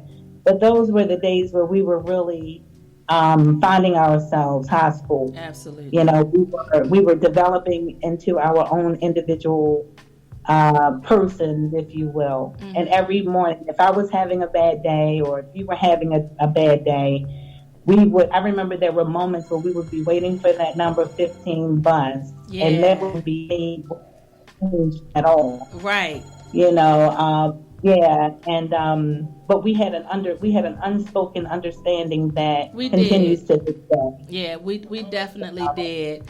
Yeah. Lisa, I feel like sometimes missed her calling because I swear she can make you laugh like nobody's business. I mean, I'll be like, where do you come up with this shit? You know? Okay, Yeah. so I definitely appreciate you tuning in. Tell Anthony I said hello, and hang out for a bit because I think we got a few more minutes. So, Okay. caller, who am I speaking with? Who is it? Hi, sis. Happy birthday, darling. Thank you. Who am I speaking with? Your sister, Wesley. Oh, okay. Hey, girl, what's up? Hi. Happy beautiful birthday, my love. Thank you. Now I got to give y'all some background on her. So she's known me since I was 5. And she will probably take a lot of my secrets to her grave. She sound like a substitute teacher or something. Yeah. She know where all the dead bodies She are. know where everything is. All the I dead mean, bodies, huh? she has, when I say that she knows me probably better than a lot of people, not just that, I just, let me tell y'all where this queen shit originated from. No! So I gotta share it, you know, I gotta get naked with the folks. So, so the queen originated from, so I remember as kids, I told them that I had cousins that lived in Africa. So I set her and her sister up with these cousins, and I had this little horse with the hair. Horse? It was a pendant. So it had the little hair that you slide to the side, and I would tell them to speak through the ass because that was their way of communicating with the Queen of Africa. McGurks. I want to serve some McGurks. Now, Don't forget about the dog I macaroni. had a creative imagination at that time. And so when they wanted to speak to their boyfriends or to the Queen of Africa, they had to speak through the horse's ass. Keith and Kevin. Exactly. And then I told them, because I really had a really vivid imagination. So I remember in school we had this project, and you spray painted this macaroni and shit with silver and gold, and I told them these were my riches. You know what I'm saying? So they thought I was rich because I had this gold and silver macaroni that the Queen of Africa had sent to me, and if they didn't do what I say, the Queen was gonna fuck them up. You know what I'm saying? You were 5 years old with all this imagination. I'm trying to tell you, man. When my brothers and them say that it is and it was exhausting to be my sibling, they were never lying. I remember one time a teacher wrote a note to my mom because I like to erase the board, wash the board down, and when they wanted to give other We children had a blast. a We chance. had a blast coming up. That was our entertainment. We stayed out of trouble. I can tell you that. It definitely was. So when the teacher would tell me no because I was an epileptic child, I would tell her, well, I'm just going to have a seizure if you don't let me do it. You know what I'm saying? I'm going to try that.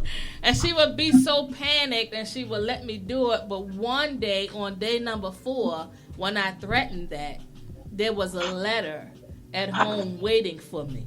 I got the ass whipping of a lifetime because my mom and them was like, how could you play with something like that? I said, well, she didn't know I wasn't going to have a seizure. So I always been that kid that was like always in trouble. I felt like the rules didn't apply to me. And I always had people to cover for me. So when I tell people, oh yeah, I hooked school like half the school year in the 2nd grade. Yeah, I did. I really did. And so for those of you that are familiar with Freedom Way, I would go to Eddie's and me and my girlfriend would fill up a cart and leave it in the middle of the aisle. So whoever had to put that shit away, I know they wanted to fuck them up. So the one day I took one of my girlfriends with me, I said, this bitch gonna get us caught. Because she was acting all scared and shit. First of all, there was a store that we went to. I stole probably about $5 worth of candy every day. And then we went to the supermarket. When we went to the supermarket, we got caught by the assistant principal. So I kept telling her, oh, you're not gonna get in touch with my mom because my mom's sick all the time. Ain't nobody there. There ain't no sense of calling her. So I don't know what that is. So by the end of the year, that's my cousin Winnie. Hey, girl. So by the end of the year, I had already missed 3 weeks of school. That's right. Get that hair together. That's your auntie, Aaron. Y'all win. Hey, girl. Can you get off? Can you unmute? There she goes. Hey, y'all win. Aaron said, hey.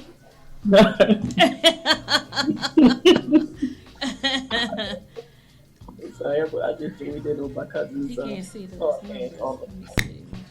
You on speaker when we can hear you. Zoom thing. Try to get him to call late. Because she doing, so she, oh, wait a minute. This is the time she usually does a radio show. Yeah, so who you talking to, though? Me. Who? You talking about me? Yeah. Oh, on the phone? Oh, okay. So I thought I muted it. I must have unmuted. I'm sorry. That's all right. I'm glad that you're here. So Winnie and I, that's my cousin, and my grandmother and her dad are brother and sister. So we used to play together as kids. And I never thought about it, but my brother always said, yo, Winnie gets slick out the mouth all the time. I never looked at her that way because I never saw her that way. It's untrue. Because it's untrue. No, it's not untrue because what I know is that after spending so much time with her, I didn't look at it then, but I see it now. She does get slick out the mouth. But I love her for it because she's not afraid to say how she feel about something. So I love that. So what's on your mind tonight, Winnie?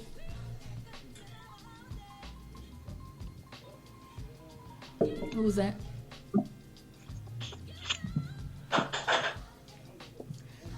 So I don't know what's going on with Winnie. But Naja, what's your favorite memory? Because we have so many. I know. Oh my God. Nothing they gave us there. Well, nobody else is Ladies, right? I have so many, but you're just fun to be around. And you're so good in, bad situations. And you're a great person to talk to.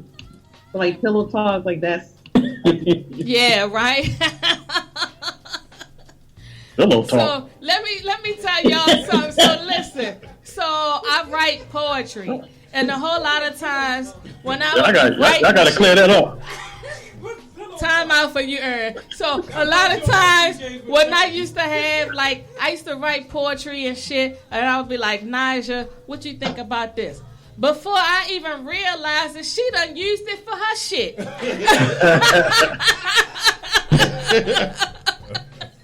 Player. Right, exactly. I'm like, listen. This ain't no shit that you could just give to anybody because you'll have people standing outside your door. Key in your car. Exactly. I think she soon learned that you can't share this shit with anybody. No.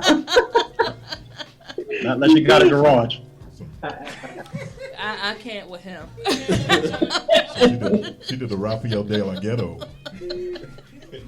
I'm like, what you thinking? She done already sent it to some goddamn body. But for those of you that don't know, Niger is working her way into becoming a lawyer. She works under Marilyn Mosby at this time. And she's brilliant. I mean, like, she really is brilliant. When I think of a team, I always tell her, you're going to be my legal person. So I appreciate her in so many different ways. Sometimes she'll look at me and be like, oh, Jackie, so exhausting. The same way Lonnie look. But Lonnie gives a different kind of look. And I feel like, I'm not paying Lonnie no damn mind.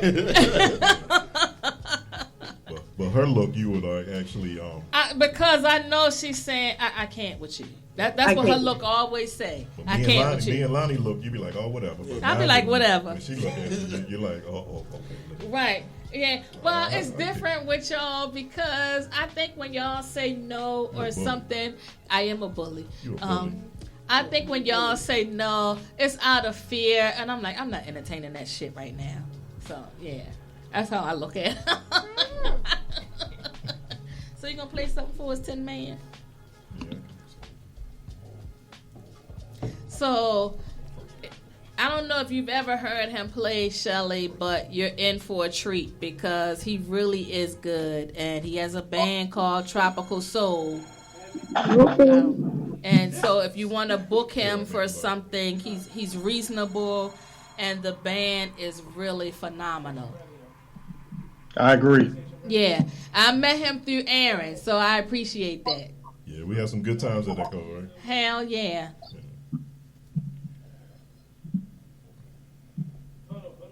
Who's that? Hello? We got one more caller. Hello? Hello?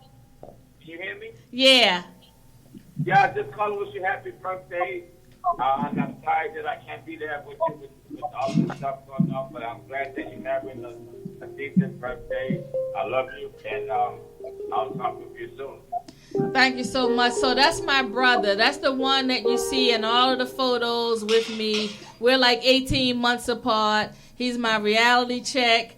A comedian. He's a comedian, exactly. We've been together for a long time. I think a lot of times, like when we would go stay somewhere, I think people would say, don't bring them two motherfuckers together. We like twins. We like twins, exactly. Right. Yeah. The funniest memes on Facebook. No, that's not Michael. That's Charlie. You talking about Michael? Oh, okay. Yeah. Oh, I thought that's what. Okay. So. This is my one and only. Only reason I'm on Facebook or any kind of social media is to wish my sister happy birthday. After I get off the phone with her, I'm gonna be ghost. And he is that. He doesn't do social media at all. So I always call him. The cowboy, like Eric said. I always call him, if you all have seen the movie Usual Suspects, I call him the modern day Kaiser Soze. I'm out of here. Hey, happy birthday. I love you. Enjoy yourself. All right, thank you. So I got my son right there. Hey, Craig. Hey, son. I'm going to let Rich play, but I want to say this, how my son started out my birthday today. So he ordered us IHOP, so I had steak and eggs, pancakes, and sausage, and the rosé moet. I only ate the steak and eggs, so tonight when I go home, because I got the munchies, not that I smoke or anything, but I drink. I drink, so I gotta feed that alcohol. And but not only did he do that for me, my son paid for the trademark of my name. So if you have a business, you gotta trademark your name. Speaking of businesses, my son is certified in all things cannabis. His business is called Flower Powers. He's on Instagram. You can follow him at Flower Powers LLC. He partnered with the largest distributor of cannabis products in the country to create his own brand. So I'm so proud of him. He's got the best stuff. He's got the best stuff. I got in his car one time and couldn't barely walk when I got out. So I can personally vouch. I can personally vouch for what he has. So another thing I'm gonna tell you about it, my son. So I wouldn't allow him to bring weed in the house. So if I found it, I would either give it to my brothers or I would flush the shit down the toilet because he ain't had no business bringing it in the house. So my thing was find a legal way of being able to reap the benefits. And he did. I had no idea that he was going to school. I know he's gone, but he's still there. I had no idea that he was actually taking courses to become a master cannabis grower or, certified in that field. So it's just a reminder that it doesn't matter what your background is, that you can do anything you set your mind to. And I always would preach to him sometimes, and he would be giving me that look like, "Mine with that shit today." You know what I'm saying? When your parents get on your nerves and shit, be like, "Mine with that." He wouldn't say it, but he would have a look that say, "I am not with her and her bullshit today." And he think he's slick because sometimes he still give me that look. I be trying to talk because I wake up early and I'm like bright-eyed and bushy-tailed and I want to talk. And he'll sometimes be like, I ain't even smoke yet, man. Like he's saying, like, I ain't with that shit right now. You call me, come back a couple of hours from there and we can talk about it. But I wanted to say I'm so proud of you and I'm grateful for you, because I remember back in September, for those people that are close to me, they know my circumstances. But my son gave me a place to stay when I lost everything. And I'm still there. And I just want to say, sometimes when you raise kids, you wonder if you've done right by them. And obviously I have. You gave me a place to stay when I didn't have anywhere to go. And I appreciate you for that. And I'm so proud of you and your growth, because I know the road that you've traveled, and I'm in such fucking awe of you, man. I mean, really. Thank you. She said you were her hero. He was. I always say that my son was my hero because he was there when I lost everything. I came back from Los Angeles at the epitome of my career, but my personal life had tanked and I lost every fucking thing. You know what I'm saying? And I remember my son picking me up from the airport and saying, "Ma, where am I going to take you?" And I had no fucking idea where I was going to go. And he said, "I'm taking you to my house." You know what I'm saying? So I am grateful every day for him. And he's proof that I did all right. You know what I'm saying? So I'm really grateful. I'm really grateful. Now that's what's up. Yeah, so. What's your? If you had to talk about a favorite memory, what's one of your favorite memories of us? A spot like that. Huh? I said you gonna put me on the spot like that. He doesn't do media and stuff. I've invited him on the show many times, but that's not his area of comfort.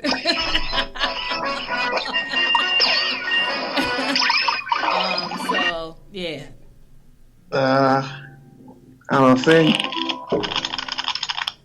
Well, I know you really big family. So, family, that definitely make me happy. We've been through a lot. So to see your journey, where you that direction you go, definitely molded your inspiration to me. Well, I appreciate that. I appreciate you stepping out your comfort zone to actually tune in, because I know this ain't your shit. And thank you so much. I think that I probably could never express the gratitude that I feel towards you. I probably could never, ever express how proud I am of you, because your journey has been amazing. I've learned from you, because I am a hothead a lot of times, and my son is always like, "Ma, it ain't even worth it, blah blah blah," and my mindset is like, "But fuck that shit, I'm gonna say what I gotta say." But he's so mild mannered, and I feel like truly blessed to have been chosen to be his mom. So yeah, I'm not trying to make you cry or anything, but I just wanted to say that. I just wanted to say that to you. Appreciate that. Yeah, so, well, I know you have so much other things to do, but I appreciate you tuning in. You see Lonnie, my designated driver. I'm glad you got. Who's that? Hello. Hi, this is Wesleyan. My favorite memory of you is buying Greg his favorite color, pink Huggies, when he was little, and a purple pacifier. That was my favorite memory of him. I ain't buy no fucking pink Huggies. The fuck is she talking about? She got jokes. Wesley got jokes. Hey, Wesley. She played too damn much, Greg. I knew she was gonna call in with some bullshit. Pink and purple. She had to get off the phone because she had to think of that. She was trying to think of some funny shit to say. It took her a couple of minutes because her brain don't process like that, and that's all she came up with. Pink and purple. Purple Huggies. Yeah, she's delusional. Go ahead, Rich.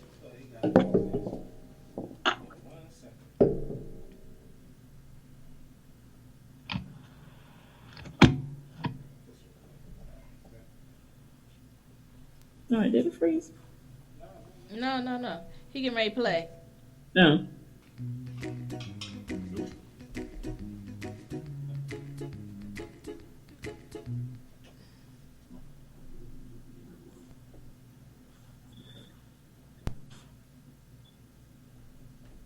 All right.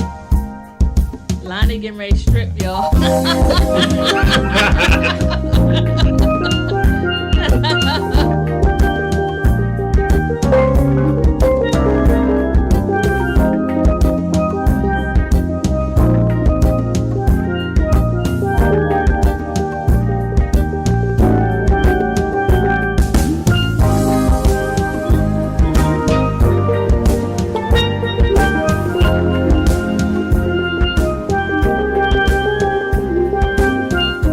That's the time.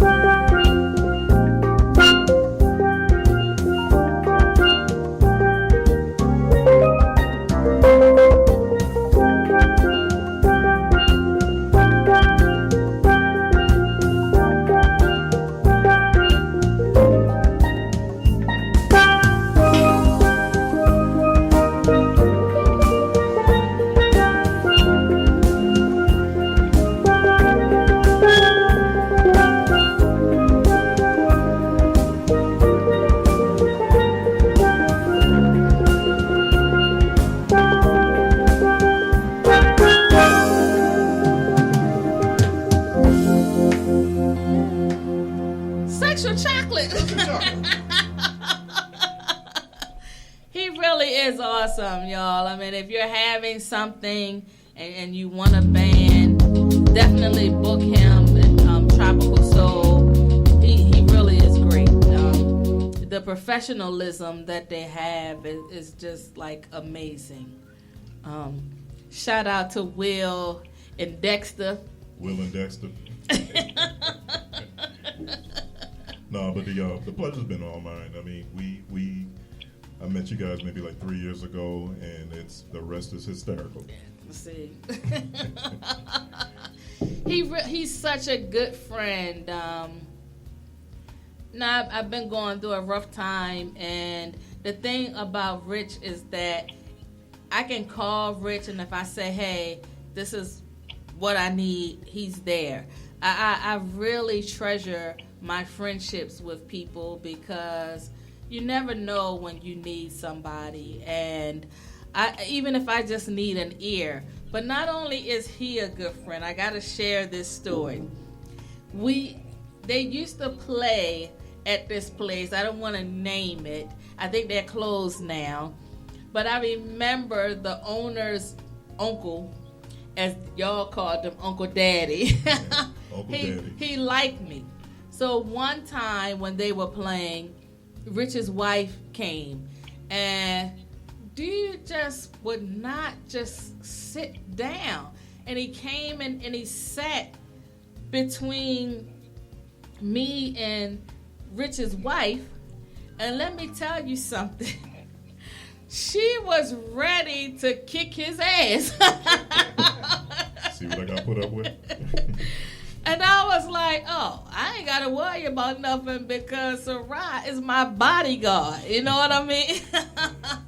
She's so cool. And it was just, when you have friends and they're married, you know, you want to kind of like build a bond with their wife. And I felt like with her, I didn't even have to try. She's such an amazing woman.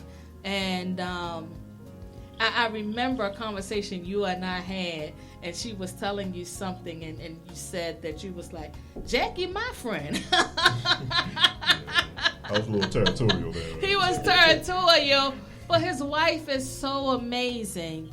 And I appreciate her. I appreciate her in allowing me to have him for a couple of hours on Wednesdays. And I think she know by now that both of us are a little off. But she allows me to have him for a couple of hours, and I'm grateful for that. I feel like I'm part of their family, even with the band. So even though I say Dexter, his name is Desmond. But why does he remind me of the character that Eddie Murphy talked about in Raw, Dexter St. Jacques? That's exactly what Now, am I lying when I say that isn't who Eddie Murphy is talking about? Yep, that's him. But he's a nice guy. And when I think about the band as a whole, because I've even connected with Will's wife, and they're like one big family. And I'm really like appreciative of my relationships, because when people are there for you, you have to recognize that, you know what I mean? So I think that I've been fortunate to have good people placed in my life, and I will never take that for granted. I think that's why I wanted to do this show, because it was more so about being appreciative of the relationships that I have developed over time. I think when I think about Nick, Terrence, shout out to Terra Cafe, Terrence made the connection, and I said, well, you said that's your boy, but his ass ain't called me back yet. So Terrence pulled out his phone. I said, what? Wait a minute. And he called Nick, and the rest is history. That's why I'm here right now. I love the professionalism that Nick has. And Nick he can be outspoken. So sometimes I'm not all the time, but sometimes. So don't judge me. Sometimes I'm a little extra, and so Nick, don't fucking judge me. So Nick will remind me that I'm extra at times. You know, he has a polite way of saying things, but in my mind, I'm saying, are you trying to tell me to shut the fuck up or sit down some goddamn way? Simmer down now. Simmer down, yeah. Simmer down. So I appreciate that. I think I've been here for what? Has it been 2 years? It's been 2 years. And it's like I feel like this is home. I feel like it's home, and Nick will give me pointers, and that's how you grow. I'll be like, oh, can we try this? And he'd be like, wait a minute, woman, I'm working on it. So I really appreciate that. I feel like I'm on my path. When I think of the people that I have around me, Aaron, I owe many thanks for introducing me to Rich. When I think about Lonnie, I know I exhausted Lonnie many times. Lonnie said that he gave you that look. He gives me the look. And so we used to do karaoke at Page's, and Sean was my DJ, and it would take him forever to unload and pack up his shit, and then I would get to talking to him because I like to talk. And I remember, I just think about not only the look that Lonnie gave me, but I think about the look that AJ would give, like, stop it. Stop talking. But I really, oh my God, I feel like I'm the luckiest woman in the world when I think about where I started from and where I am now. I feel like I have amazing people in my corner, and you can't put a price tag on that. I've lost people along the way. I remember when I first decided to take this to online radio, and the people I started out with at Echo, they abandoned me 2 days before going live on radio. And I think I didn't even take it personal, because what I realized is not everybody is on the level of comfort that you're on, and not everybody is meant to go to that next level. And it was all good. I wish that they had probably let me know ahead of time, but for people that are close to me, they know that nothing stops me. So I was going to do the show even if I had to do it by myself. So I recruited Mark. Mark gave me my first opportunity, so I'll never forget him for that. And I brought him on as my co-host, and I guess I can say the rest is history. So when you start to grow, you have to end things the right way. So I left Street Legal the right way. Mark and I are still friends, but Mix Station is my home now. So whatever I have going on, I'm always thinking about Short Legs over here. and I'm honored to be here, and I feel like Terrence. When I think about Terrence, I gotta give him a plug. Terra Cafe. Terrence put this shit together, and I am forever grateful. And I feel like this is home. No matter where I travel to, this is always going to be home. When I come in here, Nick, don't you do it. Winnie, I want you to sing for me before this is over. Just saying. She damn sure did.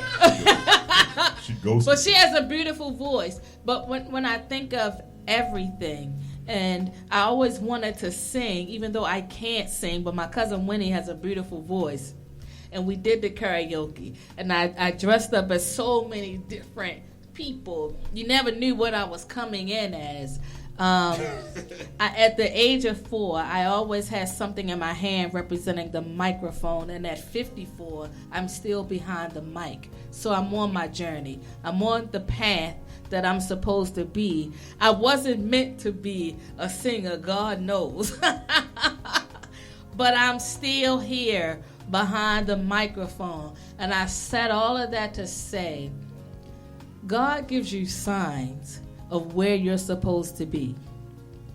And with that being said, it doesn't matter how far you run away from it.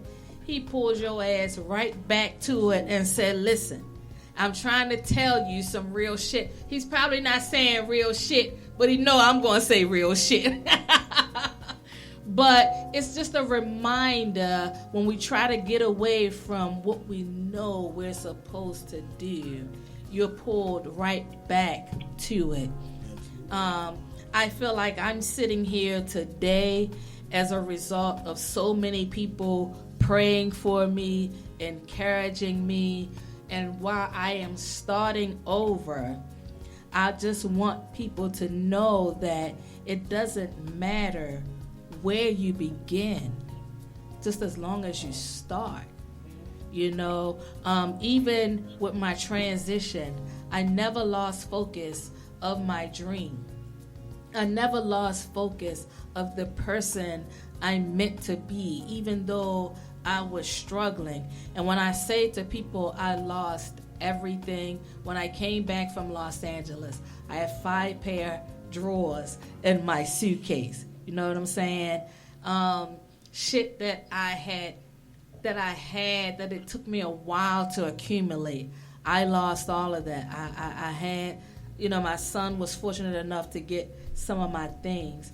But when I say that you can do anything that you set your mind to do, it is possible.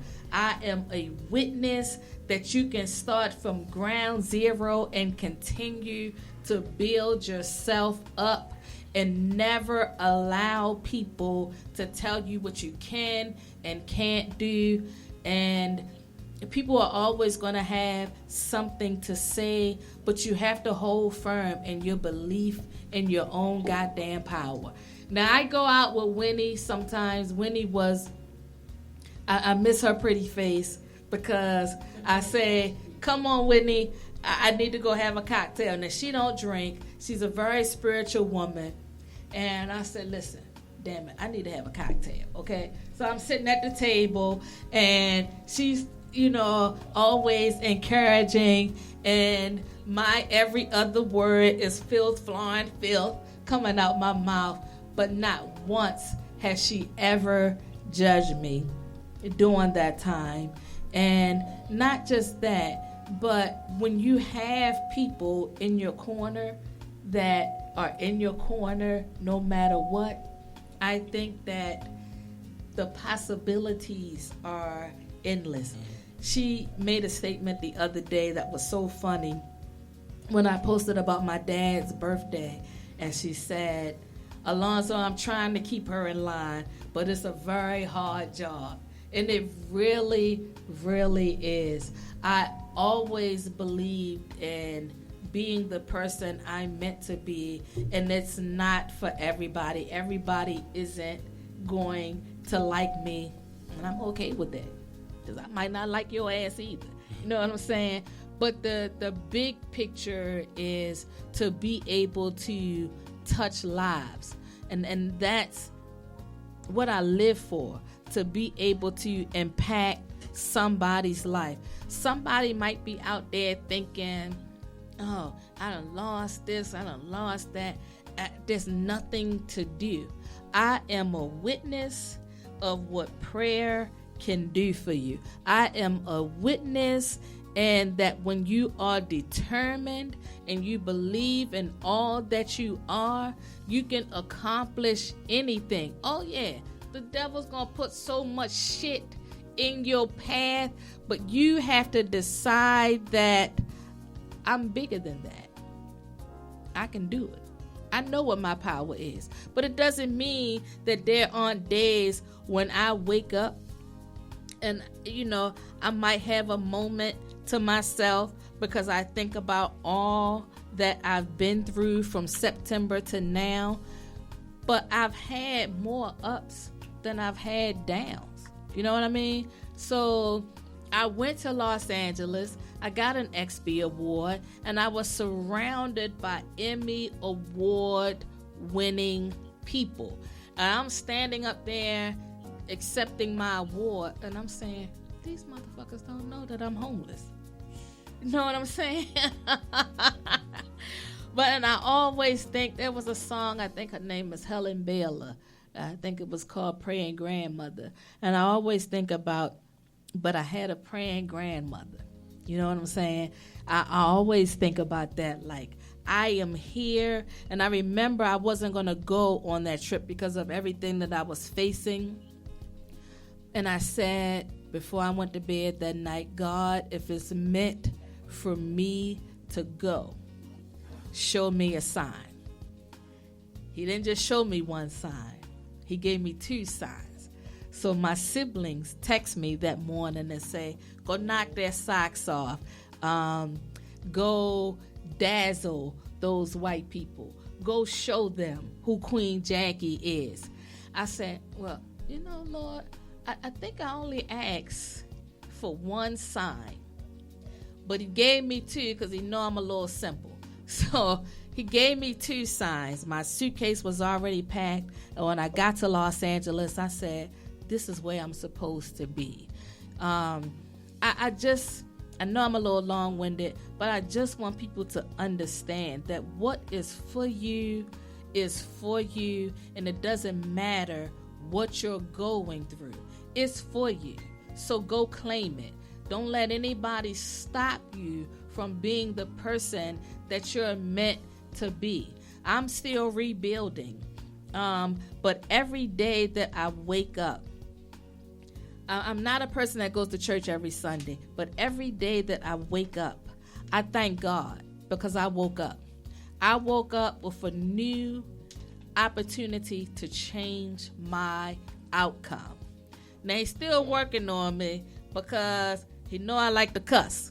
You know what I'm saying? He's still working on me because I love a cocktail. But I can touch lives. And that's the thing. God can use anybody. So never forget that. You know, it doesn't matter who you are. I feel like sometimes when you go to church people are the most judgmental people out there.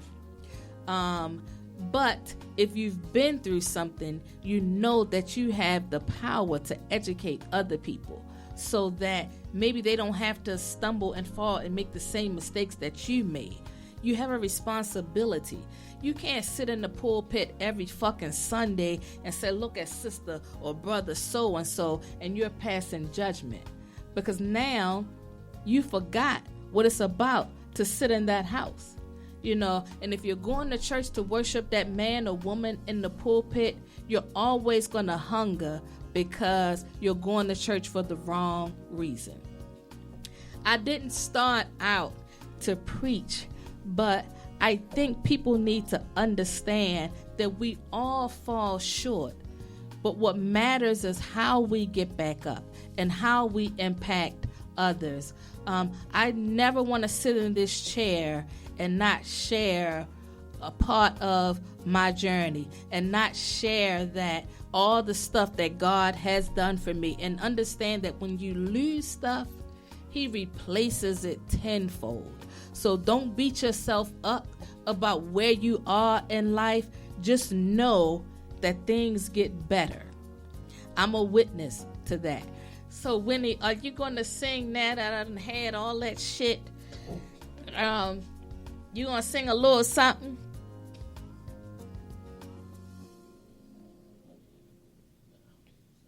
She on mute.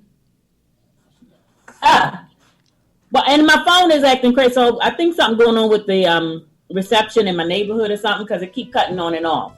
I was saying I don't know what to sing. Just whatever you feel. Let's do that. You on mute? Oh, okay. Aaron, I think about you every day. I think about how you make me laugh. Huh? I'm talking to Aaron. I think about how you make me laugh. I think about your journey. And I think about how amazing you are. I mean, I swear when I think of you, I was like, damn, I miss Aaron, you know. I'm so used to seeing you.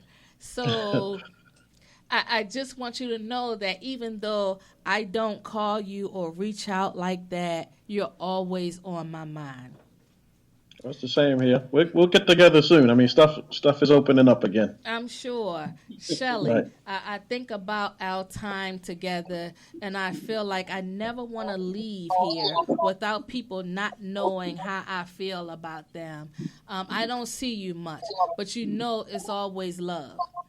And Always. I'm so proud of you, and I think that you are amazing. So I know Winnie don't have a drink because she doesn't drink. Aaron, you got a drink in your hand because I want y'all to raise your I glasses. finished everything.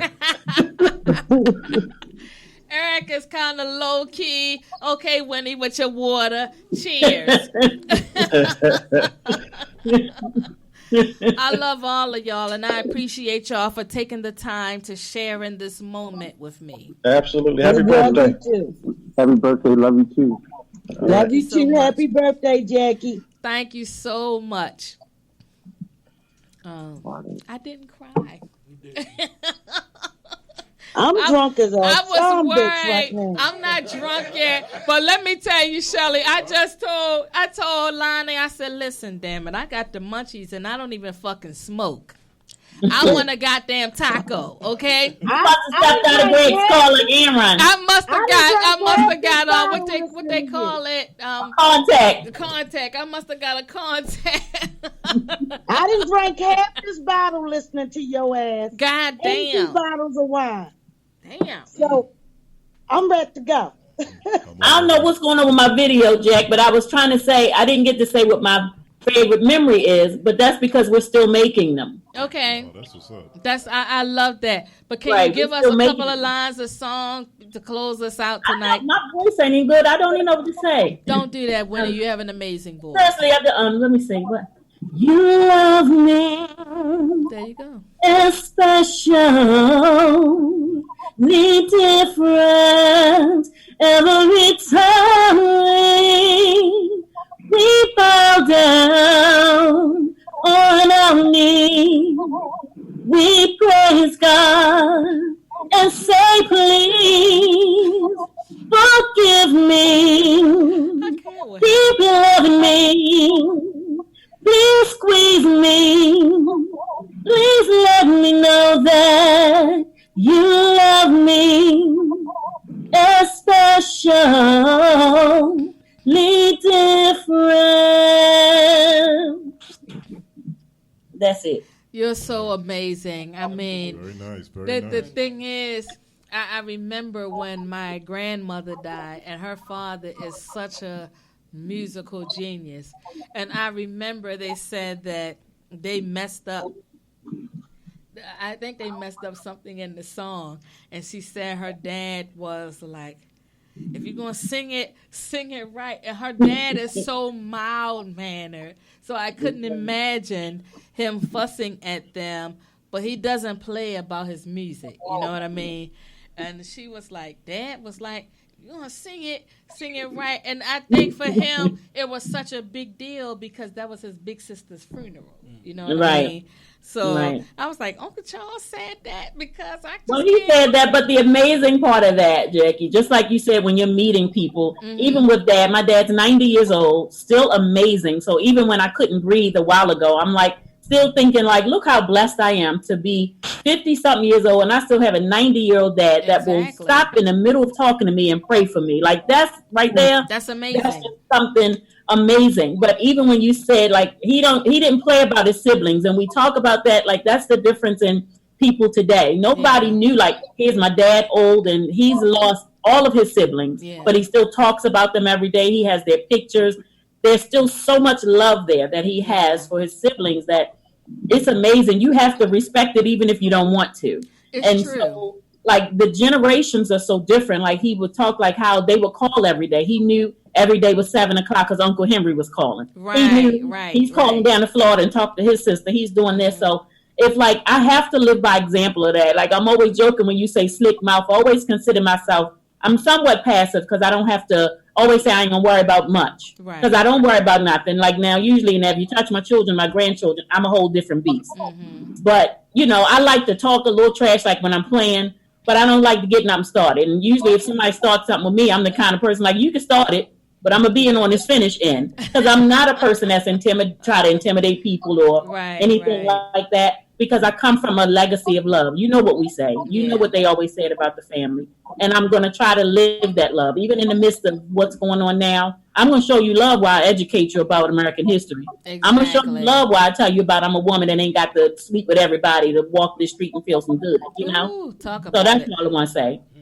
Happy birthday to you because you come from a legacy of love and none of this stuff that's about to happen. Because the setbacks, what they say, are set up for a comeback. Absolutely. Absolutely. I appreciate you so much.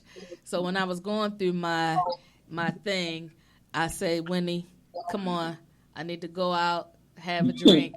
She never partakes in the alcohol side, but not once has she ever judged me for wanting to have a drink and wanting to just hang out because I needed to clear my head. Sometimes, especially a few months ago, there was so much noise in my head that I needed to get out. And I would call her and say, can you meet me at so-and-so place? And she'd come across town. She never complained. She let me vent. And I appreciate her for that.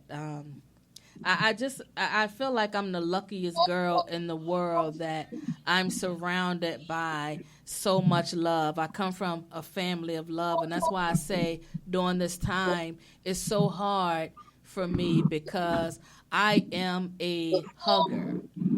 I think it's not that I'm not being safe, but I'm an affectionate person, and I think with everything that's going on, this thing here, it kind of forces a disconnect. You know what I mean? I don't feel like I have to stop being who I am. I'm going to be as safe as I possibly can, but I can't imagine not hugging my loved ones. You know, so that's like a big thing to me. At the funeral, I remember the pastor saying, don't touch anybody, blah, blah, blah, blah. And I remember my cousin saying, he said, don't touch anybody, but he damn near tongue kissed, you know, one of our other cousins and stuff. And I'm just saying that I think with everything that's happening, we need to, I feel like they want to disconnect us. They want us to not be intimate with one another. I understand the seriousness of COVID, but I cannot not touch a family member. You know what I'm saying? That's what we grew up on. I come from a family of love and such forgiveness. Now, what I will say, I've not inherited that forgiveness shit. Right, he's still working with me. I'm learning. We forgive after we beat you down. But coming from a family of love is like it makes you kind of, you're so grateful because you are surrounded by all of that love, and I appreciate that. I think I done went past my time, and while Nick might not be saying anything, Nick might have a love connection. Is it you, Shelly? Shelly, like, hold up. Listen, if I get a love connection looking like this, good on me. That's what love does. He ain't got no good for having love. Goddamn right. They caught me in the middle of washing my hair. I tried to cover it up. You tried to cover it. But it be like, boom. No, right, like this. Exactly. I think the one thing that I want to stress to people, even though we have to be safe, let's not forget what we come from. We come from love, for one. Let's not forget our power. I think that's the thing. That's always going to be my message. Let's not get so caught up in what the media is putting out there. Let's create our own history. We don't own the media, but for everybody that has a show like this, we have a responsibility to report our own happenings in our community. Let's understand that we're in this together, but we have to continue to uplift one another. You might not like everything that somebody says, and it's okay. That is a part of what makes us human. You're not going to agree with everything somebody says, but can we please? And I think Rodney King said it best. Can we all just get along? You know what I'm saying? Because that's what it's all about. I feel like that's how we're going to continue to survive. I think that we have to pour life into each other.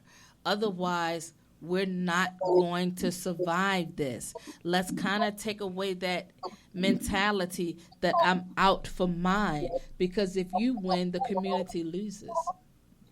Right. But if we all come together, the community wins.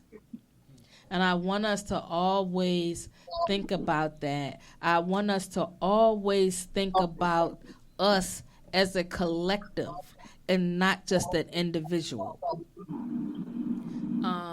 I can go on about this, but I know my time is up. But I really want people to think about this. I think even in terms of an election, I think when I think about the election as a whole, and I know many people disagree, but I really believe Trump is going to get a second term. The reason I say that is because he's brilliant in terms of rolling out this second stimulus at the right time, because he knows it's going to secure the election.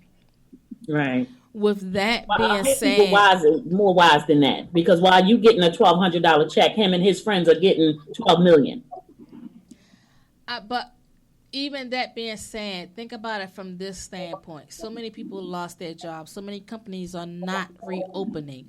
So what he's proposing, one aspect of it is that they're going to do a direct deposit for a couple of months for people that's been out of work. Those people will then look at it like he cares. So they're going to vote for him. Right, but I say even if you rolled out $6,000, look at the amount of money Jeff Bezos has made in these few months in Target and Walmart. Yeah. So it's like the big companies that got to stay open. But aside from that, it's just like even listening to what he says kind of tells you who he is. He's an idiot, but in terms of business, he knows how to put shit out at the right time. That is what secured that first election. That's what's going to secure the second election. Exactly. I think the only way that Biden is going to win is if he adds Michelle Obama. And I'm not sure if she's interested. Anybody else that he adds at this time, he's not going to win. I mean, I'm a realist. If he actually added Bernie Sanders, he could still win. But they are afraid of Bernie Sanders because they feel like Bernie Sanders is a revolutionist. And a lot of people didn't like him too because, he's Jewish. See, that's still where we come in. Not just necessarily the Jewish people, but a lot of the regular white people was like, oh, well, he's Jewish. And then, like you said, he's. I think that what I would like to see the black community, because we have the power, especially when you think about $1.4 trillion buying power. No community has that type of buying power.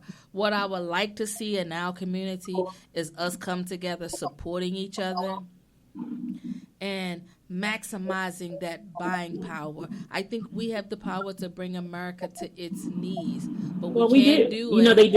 They did that July the 7th blackout or whatever it is, and that kind of helped. But if you realize people couldn't wait, people were still sneaking during this shutdown, going into the Asian stores getting their nails done. That's what. And now we can't stay out. We can't stay out of getting our nails done. We still buying all the Nikes. We cannot bring America to its knees if we are thinking in terms of ego and I want this and I want that, because that's what they're counting on. Right. That's exactly what they're counting on. I want us as a community to read, research, and know and understand your power. Because if you don't, which I'm sure he is, this man will definitely get a second term. You're delusional if you think that he is not. He's not entertaining Mitch McConnell's stimulus package. He's not entertaining Pelosi's. He said their package will never see the light of day. Well, not Mitch McConnell, because he's a snake. It doesn't matter. It's like he has the power, and he's using that power to get a second term. That's what we don't understand. He's catering to his right. That's what I mean. He's catering to his That's what he got to do. Exactly. He don't even care about it. He doesn't care about anything. All he cares about is getting that second term, because he knows he's going to drop that package probably in September or October, and people that are hurting are going to vote for him because they feel like he cares. He does not. He cares about his own agenda, and that's what I want us as a community to be mindful of. Yeah. Well. So. That's right. I've been on this soapbox for a long time. I thank y'all. I might go home and Lonnie call crying like a motherfucker. But after I get this goddamn taco, okay? Don't drop you off on the nearest corner. Don't drop her off on the nearest corner. Just take her home. He's not going to do that. Lonnie is so used to me. Lonnie be looking at me sideways, and I be like, I ain't worried about what the fuck you looking at. You know, he going to take me to Taco Bell, which is right up the street. I'm going to get me a chalupa. By the time I get home, my stomach probably be on fire, like firecrackers blowing up in my stomach. Bubble guts, like Rich said. But that chalupa is going to be like heaven. Is it black owned? No. Listen, let me tell you something, Shelly.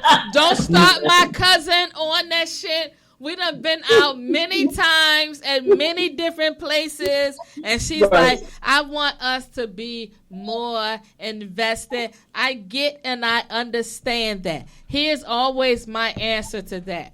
As long as a black person's birthday, I can still give him my money. Right. If we are not ready for that next level, you understand?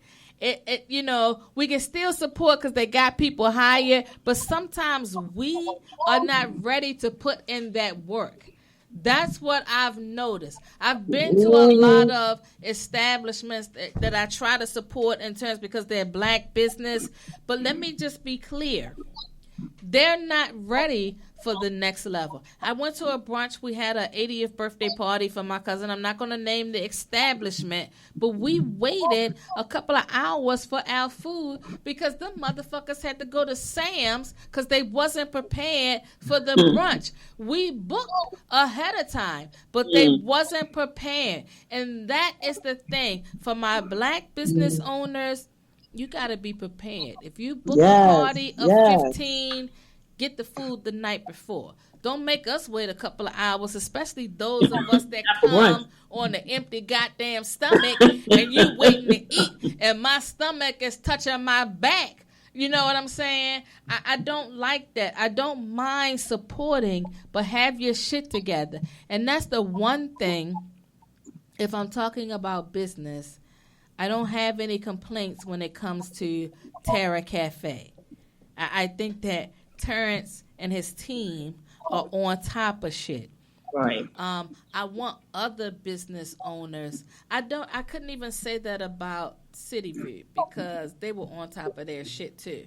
And I gotta give props to Lon Ray because I know that my personality has been exhausting in the days of my Pejus days, the Fedioras, but they were on top of their shit. So I will always patronize them because they took care of me. They allowed me the opportunity to have many parties there. And even Corinthians, even though Tony and Mike no longer own it, they allowed me the opportunity to have my party there every year. Whatever I wanted, they were very accommodating. I am definitely, and even Echo, I would go in there. I felt so comfortable because my cousin Aaron was a co-owner. What I'm saying is people, if you want people to support you, have your shit together. I got to shout out one other business because I went to support them this weekend. Hoodfellas Kitchen is open on 607 Baker Street. I went down there on Baker Street because my ass was so goddamn hungry. And I had snow crab clusters. I had ribs. And right across the street, they also had a guy that was selling the mason jars full of cocktails. So I had a Hawaiian mango shit with tequila. Then I had something else with vodka. But when I called in my order, when I went to pick it up, it was ready. Where was this? Hoodfellas Kitchen, 607 Baker Street. That's West Baltimore. That's West Baltimore. So West Side is the best side. I'll be down. But listen, it's right off of Druid Hill. So if you're coming down, if you're coming down Druid Hill if you're coming from North Avenue East, make the left on Druid Hill, that quick right on Baker Street. He's in the next block. His food is awesome. I've had him on the show. His food is definitely phenomenal. And I don't want to, I'm going to take this caller, but I don't want to sleep on Lonnie. Lonnie is an event planner.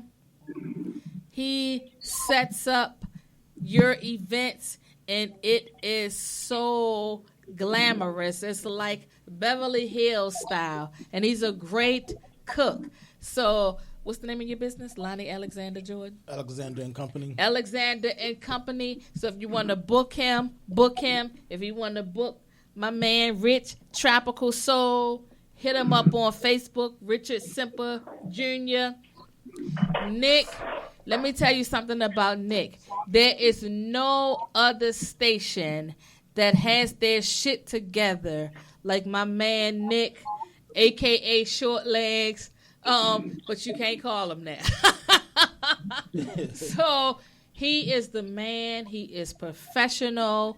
He gonna let you know what he can and can't do, and he's always investing in his business. So if you're thinking about doing a podcast of any kind, get in touch with Nick, Marcus Nichols on Facebook. Give your handle. I am Alexander and Company is my Instagram and my Facebook. I'm just so happy I'm also a certified life coach. I specialize in couples, preparing for marriage, blended families, and just basically family issues. Okay, who I got on the line? Hello, caller. Hello, it's Tyler Little. Hi, cousin. Let me tell you all about my cousin. You, he's used to partying with me on my birthday, but COVID done fucked that up. But if you're in the market to get your body in shape, that is the man you need to contact. Tyler Little on Facebook. He's going to give you a meal plan. He's going to work out with you, and you can't be no bitch about it because he means business. He is my go-to guy. That's right. I miss hanging out with him. He can't dance, but he likes to dance with his cousin, and I appreciate that. So what you got to say, Tyler? I just want black people out here to really take their health very seriously during this pandemic because it's crazy out there. It really is. Wash your hands, wear your PPE, and always stay healthy. You know, even when this pandemic is over, just continue to stay healthy. I talk about health all the time. Mm-hmm. I love educating people about health and fitness. And the right way. There's a lot of wrong ways of doing it. I posted something earlier about detox teas and detox diets. Please stay away from that stuff because it doesn't work. for many, many centuries. They've been trying, or professionals or these witch doctors been trying to come out with stuff to rid the body of toxins and all kinds of whatever. They use things like leeches and all kinds of crazy stuff. So fast forward today, what you see is a lot of commercialism around detox teas and detox diets and certain types of diets. And all these new old diets, please stay away from this stuff. You're wasting your money. Just buy sensible foods such as leafy green vegetables and fruit. Drink plenty of water. Drink very little alcohol. Get plenty of rest. Well, I'm all out. That good stuff. Damn it, did he say no alcohol? Don't right now. Stay away from the alcohol. So Shelly, you are not. Oh, that fuck leaves up. me out. That leaves me out. Don't leave Jackie out. That leaves me out. Yeah. That leaves me the fuck out. Taco Bell. So let me tell y'all another thing while I have Rich still here. Just don't go there every day for lunch. So I'm going there tonight because I got the goddamn munchies, Tyler. Okay, so I want a chalupa. My father Dickie. He said moderation. Do things in moderation. Okay. You don't have to go to full tilt of eating healthy. I mean, I like Popeyes, I like KFC and Chick-fil-A, but I'm not there every day and day, or every lunch, or every week. Now he telling me. Once a month, once or twice a month. That's it. That's enough for me. You know what I mean? It's called the 10% rule, 90% healthy, 10%. I mean, 80-20 rule. My wife is correcting me. 80-20 rule. Hi, Taffy. 80% healthy and 20% garbage. Trust me, I love chicken. I love bacon, and I love all that good stuff. But I'm not eating it every day. 80% is healthy, 20% the rest all bullshit and garbage. Okay? And I drink plenty of water. I got a bunch of sodas and all kinds of drinks in my refrigerator for my family, but I'm not touching it. It's for them. You're right. You know right. what I mean? So if you want to I'm not see putting down those places and all those foods that we love to eat growing up, he's but a talker. just eat it My in family are talkers. Please. So let me just let y'all know, if you want to see his journey and you want to hire him as your trainer, he's on there on Facebook as Tyler Little. He's amazing, okay? It's just that his cousin is hard-headed because I want to do what I want to do. But moving forward, because I really am trying to get healthier, especially with this diabetes. I've lost about 57 pounds having diabetes. Yeah, I'm type 2. It's all diet. It's all diet. You can get rid of diabetes. You not take pills. All you have to do is change your diet. It will work. Hit him up on Facebook if you want him as a trainer. Tyler Little. What are you on Instagram as? Hermes? I'm Hermes21201. He is amazing. Hermes like the designer. Yeah. Hermes 21201.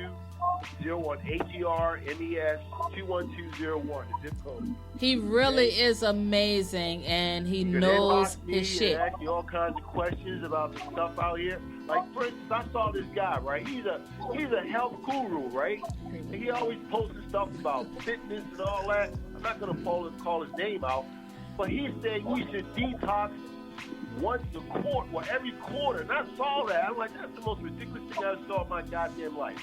Please don't do that. So I had to post something this morning about the real information about detox. That's just stupid. That's the stupidest thing I ever heard in my life. And I got a science background. And I read all the literature and all the research papers. And it's the stupidest thing I've ever heard and seen coming from a person that always promoting health and fitness. But he's delivering the wrong message. Please, people. And let me just tell y'all about Tyler. He is a biologist. Yes. So he's all about chemicals, so he knows what he's talking about. Cousin, I miss dancing with you. My master's in public health, so I know this stuff. I see the data. No, you want to hit me up? Hit me up. Hit him up. I'm going to have him on the show next month. So you need to get your mind right. You need to get your mind right, Tyler. What you got a question about sex? No, We want to talk about sex. What can you recommend for sex? We can talk about that too. We need sex. Keep us healthy. Okay, Shelly got a question. Go ahead, Shelly. You ever heard? I don't care about the Wait a minute, food, Tyler. whatever. Let her ask her question. You're gonna lose it. Tyler. I lost it. 3 years old. Shelly, what's your question? I don't care about the food or anything, but can you help me if I only drink on the weekends? I'm not trying to give up my drinking on the weekends. It's moderation. That is moderation. Or once a day. Monday That's moderation. One drink once a day. Monday through Sunday is my moderation. One drink, Shelly. Shit, that ain't gonna make. I ain't gonna be able to do it. Don't drink it every day. Okay. Oh well, I guess I'm gonna just die. Okay, all right, let's go. I ain't gonna be able to do Thank that. you so much, Tyler. I miss your face. I can't wait to hug you. And thank you for calling in. Tyler doesn't dance, but he dances for his cousin because he knows she likes to dance. He's so goddamn stiff, but he will share a dance with his cousin. I love you, man. Thank you so much. All right, love. All right, bye-bye. Good night, folks. I thank you for tuning in to the Intimacy Chronicles. Shelly, you know how much I appreciate you for staying the whole time. You're amazing, and I can't wait to see your next chapter. Winnie, I love you, babe. I'm going to say thank you when you know I'm out here ranted, wanting to have a cocktail, and you still trying to have a spiritual connection with me. But I said, can you bring me a Long Island iced tea while you at it? And you never judge me. I love you, Queen. Love you too. All right. Good night, folks. Good Thank night. you for tuning in to the Enjoy Intimacy your Chronicles. It's over with, Shelly. I just want a taco. It ain't over. Listen, I just want a fucking chalupa. She's too drunk. She can't go get it right there.